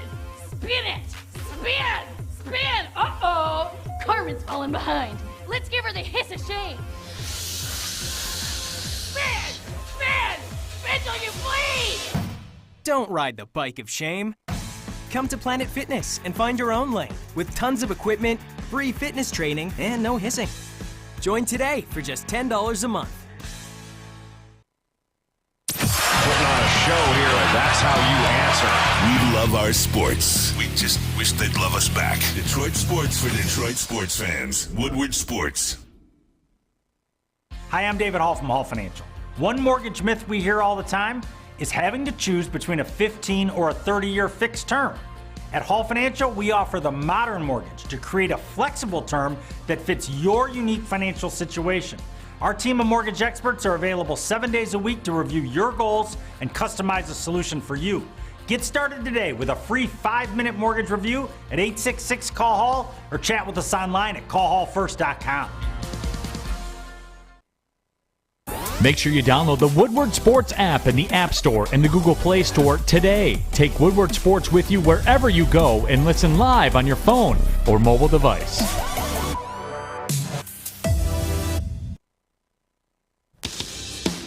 Welcome back, everybody, to the Morning Woodward Show. We want to talk about the Detroit Tigers. Obviously, MLB is in a lockout right now. No moves happening, but we did make the move on Javi Baez, and I want to get your thoughts on that move, Adam, and then your thoughts on everybody in the farm system, what the Tigers are going to look like here in the near future. Yeah, look, I thought it was a good move. You got him relatively cheap. You didn't pay an arm and a leg for him. I know it wasn't the $300 million Correa signing that everybody was kind of hoping for and expecting, but listen, I trust A.J. Hinch to get this team to compete for the AL Central pennant this year. I really do, and I trust him to do so. So having said that, you got the shortstop figured out. You have some young bats coming up. You're probably going to want to go for one more starting pitcher, and if you can do that, I think this is a damn good baseball team that probably wins 88, 90, 91 games maybe. I really do have that expectation. I think they have the best manager in baseball. I love their lineup. I think they're going to only grow with experience, and you're going to be able to call up Riley Green, Spencer Torkelson. There are some young hands or some young arms down in Toledo. There's something brewing with the Tigers. I do like it. I think probably in the next 6 to 8 weeks, you'll get a better understanding of the direction the team is going in. Maybe they'll make another signing. Who knows? But look, there's still players out there, and I believe I read an article, Matthew Boyd, or was it Matthew Boyd was open to coming back to Detroit, I believe was the article I read. And look, you need one more starting pitcher. You said you had $300 million in the bank ready to spend. Well, you spent basically half of it. I'm not saying you have to spend the other half, but Verlander's not on the market. There are some guys available. There's some good arms still out there. Go and find a decent one, add it to the rotation, and hopefully the bats are really an integral part of this team. And the pitching staff, I would even say the pitching staff, I would go more so, hopefully the bullpen is your strength this year. I think that's what you're hoping for as a Tigers fan. So that's at least my Tigers outlook. Again, I'm a big critic of Al Avila, and I don't know anybody who isn't. The guy has done nothing but make bad decisions. But one decision he has made that's been phenomenal was the A.J. Hinch hiring. And that's really changed the trajectory of the Tigers. You look at them 3 years ago, and you were like, where are we going? We just suck, and we're picking in the top 3 every year, but we're not seeing it translate in April. What are we doing? Our team is not good. And then you bring in A.J. Hinch, and he over-delivers, and post-All-Star break, they were one of the better teams in baseball. That is something to be proud of. That is something to look forward to. And that is now a team that you can get behind, whether it's Baez, whether it's a starting pitcher they may go out and get, whether it's another bullpen arm. They got Eduardo Rodriguez. Great. There is something there in Detroit, and I think something has to be said. I really do. I think the Tigers could be capturing a pennant this year, and it wouldn't surprise me one bit, Kennedy. I agree. I'm very excited. I went to more Tigers games this past summer, I think, than like in my entire life combined. Mostly because you guys know I freaking love Miggy, and I wanted to see that last home run, but of course it didn't happen at home. But Comerica has what, like one Canada. of the. Thank you. Stop it, Fish. Didn't even happen in the U.S. But what is it about Comerica? Is it the longest field? It has the center field I believe it's the longest center field ballpark. Why do we do that? And left center, right center, and I think the theory is if the ballpark was maybe like Minute Maid Park or some of these more friendly he would have smacked parks, it. You could add, I think the number was about, you could average or add an additional 70 to 80 home runs to Holy Miggy's cow. career. Miggy. So right field's pretty short, isn't it? It's like 340. Yeah, but hitting to opposite field is like not easy. That means one, you're intentionally hitting late on the pitch. That's how you hit to opposite field, by being late. It is like a skill. And to hit late and for power is an extreme skill. So no, Yes, right field is short, but it's left not. field short. The only thing that's long is center. That's why lefties love going to Yankee Stadium and Boston. It is, the mecca of hitting home runs if you can pull it. So, look, Miggy's got to go for his next milestone, which is 3,000. Yep. And I think once he does do that, you're going to see AJ Hinch pull him back, and you're going to see more Spencer Torkelson, and you're going to see a lot of Riley Green moving up into the lineup. I think that's the play. Let Miggy get his milestones, and then let him be a team leader, team veteran, somebody that supports the team in the dugout. And occasionally you get him out there. He plays a good 70, 80, 90 games this year. Yeah, and I wanted JV to come back and be a team vet and a team leader, but it makes sense if we already have Miggy that we wouldn't need to do that as well. But I do love JV, and I do wish we would have got him, but that's all right. I want to move on to another team leader of another team, Jared Goff from the Detroit Lions. Obviously, his passer rating is 108.6 since Thanksgiving, which is 4th overall. And the only people in front of him are Kyler Minshew and Mac Jones, who have only played one game basically over that span. And then Tua and Stafford are 5th and 6th. Is it fair? Were we too hard on Jared Goff? No. No? He played like butt cheeks to start the season. He hasn't looked good. His first real good game, that kind of gave you hope to that's the Jared Goff that I remember watching in Los Angeles. And you want that. It's not like you want the guy to suffer and be god-awful. No. You want him to put together good drives. You want him to be, whether you like it or not, the leader of this team. He's the quarterback. He has to be. So, yes, a good Jared Goff is good for the Detroit Lions. I'm all for it. And no, nobody was harsh on him. He was playing really bad. Red zone turnovers, fumbling the ball every week. It was justified. It wasn't like people were out trying to hang him dry when he was out there carrying the team and playing well. No. This isn't a Derek Carr situation. What do you mean? People always hung him out to dry. And he wasn't the problem. Look, Matthew Stafford's time in Detroit will always be remembered as he underdelivered. He played 3 playoff games. He didn't win a single one of them. He regressed in each one of those playoff games. He hasn't thrown a touchdown, I believe, in his last 7 quarters or 8 quarters of playoff football. So, look, the criticism on Stafford is just as warranted. No! And I hope Michigan pound the snot out of Georgia because Matthew Stafford went there. But having said you that, better relax. But having said that, Pelly went there too. you can't give me a situation in Detroit where the Lions ever had the situation that Stafford's in right now. He's got a GM, he's got the coach, he's got the personnel. You really can't say that at any instance, maybe outside of one Schwartz year, where they really had it together. So, judge Stafford how you want, but I think the criticism on Goff was totally, it was totally justified. It really was. Yeah. And look, I'm really glad he finally showed up, and I hope you see similar performances the rest of the year.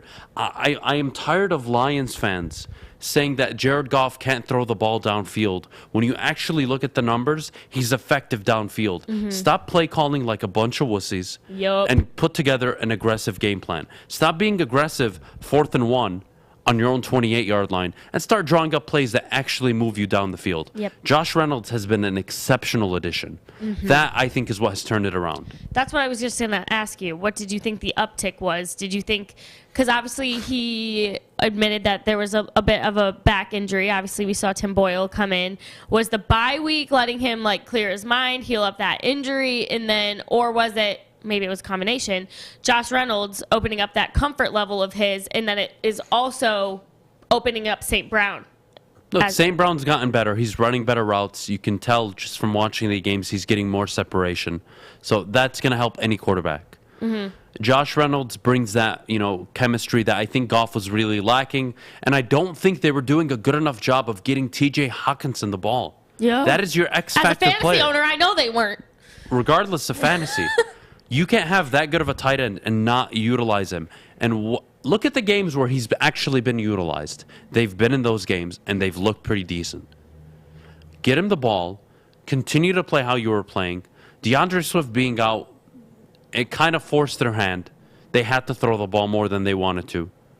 And they look good doing it. So I'm not going to bash them for it. Play better. Better play calling. Goff is just fine. He's an average quarterback. You can win some football games with him. I'm not saying he's a franchise quarterback, but stop acting like this entire season fell on Jared Goff because of his poor play. It wasn't just Goff, believe me. Your coaches were learning on the fly how to coach and how to call plays mid-season. Anybody would struggle with that situation. And Aaron Glenn sitting there having to watch the ball get turned over in their own territory on downs, and then his defense having to force a field goal. That's fun. Stop it. The losses and the struggling isn't just on Jared Goff. And as much as I don't like him, it really isn't just on him. That's as fair as I can be. I agree. Play calling not helping. A lot of people in the chat are agreeing with you. Reynolds is the one. Reynolds is the key to the rest of this season. Mr. Thomas says, no, stop overthinking. Goff is scared to throw the ball downfield. Tony Pasta says, add Cephas next year and a good pick, and we are styling. If I recall the numbers, Mr. Thomas, and please go look at them. Jared Goff in his last 2 games, when throwing the ball 10 yards or more downfield, is completing 75% of his passes with a 4-touchdown, 0 interception ratio. Stop it. He's not scared to throw the ball downfield. Is he missing reads? Absolutely. I'm not saying he's a perfect quarterback or that he's playing extremely well. Last game was his first good game, and he had struggles and moments throughout the game where he didn't look good.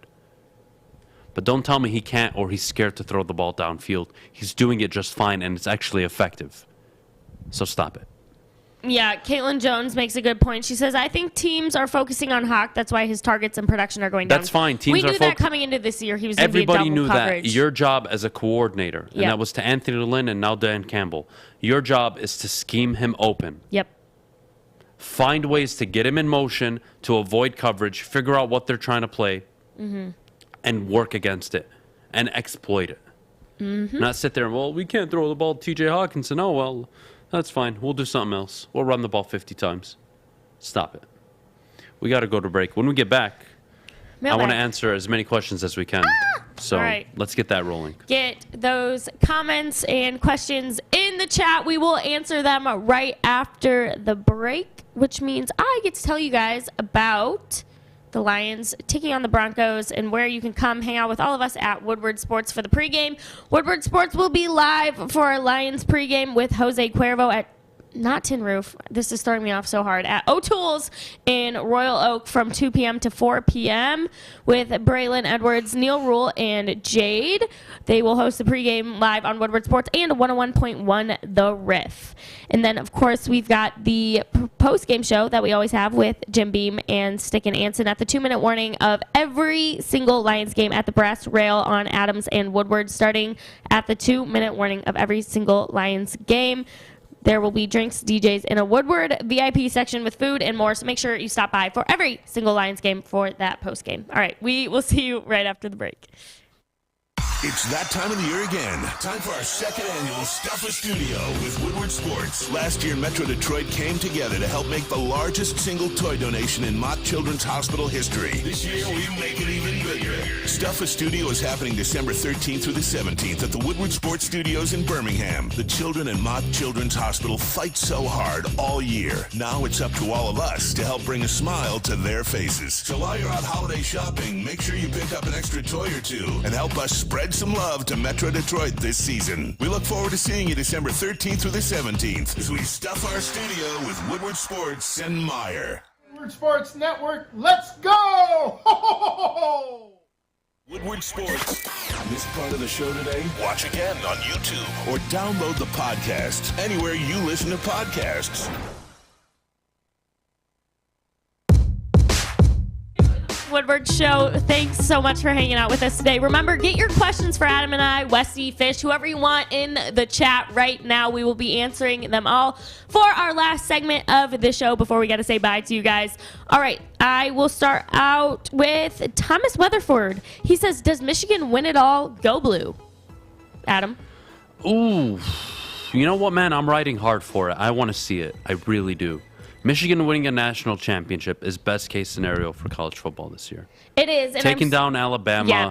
getting rid of that. Look, Alabama's a damn good football team. And they've got a bye week 1. Yeah, but the Not point week is... 1, but playoff 1. Yeah, but I think the point greater than that is, the story you tell.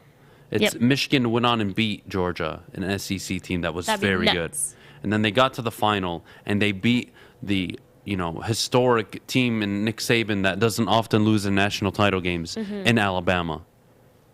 That's a story. I'm all for it. I want to see Michigan go all the way. I really do. It's hard for me to say that, but I actually do too because I'm so tired of Bama. Bama. I'm tired of it. I want them to lose. It's hard. I won't be putting any money on it, that's for sure. I put money against Saban this past week, and that was just stupid of me. I don't know why I would do that. But moving on to Rob. He says, which Red Wing rookie are you the most impressed with? The easy answer to say is Lucas Raymond. Yeah, who cannot he be can't leading not. the team in points? He's unbelievable. He really is. They did such a good job drafting him. I can't believe. What did he fall 4th? Yeah. 3 teams passed on him. Stupid. Great job, Steve. God bless you, Yzerman. Seriously. God, I loved you as a player growing up. Yep. You're making me fall in love with you all over again. Keep it up. I agree. It's got to be Lucas Raymond. All right. Shaw Speak says, would the smart thing to call up any team that is in need of a QB for a trade for the number 1 pick? I think Pickett will get the buzz to shoot up boards. I think Pickett is going to get a lot of buzz. I think they're pushing him nationally. ESPN's doing a hell of a job pushing him. Everybody wants him to be the guy, just like they wanted Zach Wilson. And if the Lions find themselves in a situation where the Giants, who right now have the 6th and the 7th overall picks, are desperate to get their quarterback, because we all know Daniel Jones isn't it. And Dave Gettleman wants to be an idiot again, even though I think he should get fired. I think if they offer you those 2 picks to trade up along with a future first, you make that move and you take people at 6 and 7 and you figure it out after. Should these NFL teams be wary of Pickett because he is getting pushed so hard? Well, I would love to sit here and say yes, but they didn't care about Zach Wilson getting pushed hard. I sat up here with Sean Belizean last October. You did. And we were talking, and I said, hey, man, side project for the Lions. I think if they can snag Zach Wilson in the 4th round, I think it's a good project quarterback. If they're not going to take a quarterback at 3, I think they should take a quarterback, a little later. Or not 3, number 7. But still, the point, and this is before everyone was jumping on Zach Wilson. God damn it, the guy goes number 2 overall, and I look at Sean, and I'm like, man, what happened? And that's what happens when media pushes somebody. Yeah. So if they're going to push Pickett, I wouldn't be surprised if there's one team willing to jump up there and try and make a move for him. And if you're the Lions, if you can get a haul of picks that set your franchise up for the next 3 to 5 years, you do it. Yeah. And then you go take an edge rusher, you go take a lineman, you can take a linebacker, not even a linebacker, you can take a skill position player, you can even trade back if you want. There are so many options for the Lions. And if they don't trade back, what should they do with the number 1 pick? I've been hearing that Kyle Hamilton pushed to go number 1 overall. I don't agree with that. He's not Ed Reed. I love him. If you can get him at 4 or 5, Yeah. and you're the Lions, I would do that. I'm okay with that. I don't take him number 1 overall. Number 1 overall, I'm taking a guy that's going to be a leader on my team and an impact player right away that doesn't rely on a pass rush to get to the quarterback. I'm going to take the edge rusher. Every good team in the NFL needs one. It is one of the most important positions in football, well more important than safety. We've seen Marlon, what is his name? Is it Byward from the Titans? I believe he's a 3rd or a 6th round pick, and he's a dominant safety right now in the NFL. Buda Baker. Guys, there's talent. You can figure out talent there. Edge rushers, few and far in between. Go get an edge rusher, whether it's Aiden or Thibodeau. I am personally kind of leaning towards Aiden Hutchinson right now. I really am. Really reminds me of a good mix of TJ and JJ Watt. He really does. Eric wants to know, Adam, who would you like to see as the Lions OC next season? Okay, so we're actually going to talk about that on Tuesday of next week. Okay. That's a topic I really want to get That's into. a very specific day to Well, say because I wanted starter. to take the weekend and look around the NFL, look at Okay. assistant coaches, look at OCs currently, which ones would it be. I think the easy one right now that everybody's kind of clamoring towards is Joe Brady because he Yep. just got fired, but I would We'll get back to you guys. I'm going to get back to you on that one. I will give you I'll give you a short list of guys I think the Lions should pursue for offensive coordinator going into next season next week. How about that? Okay, sounds good. MPWMU says, will J.J. McCarthy be the undisputed starter next year? Well, we kind of brought that up earlier. That's a great question, man. Yeah. It really is. And I don't know. It depends.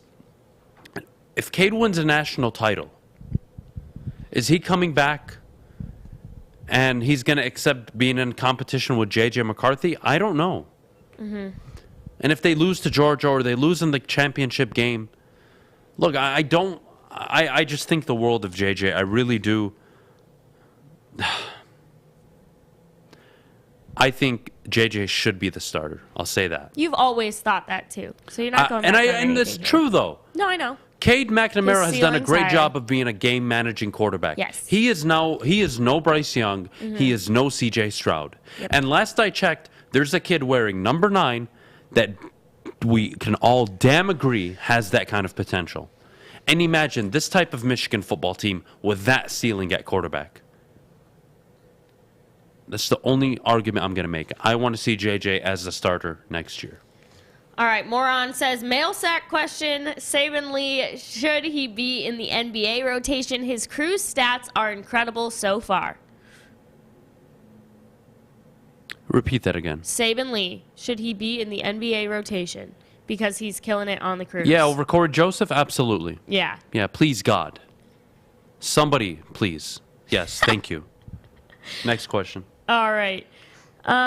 Should the Lions trade down in the draft or keep the number 1 pick? If they can get a haul of picks, I think they should trade down if it's worth it, as long as they're not going too far back.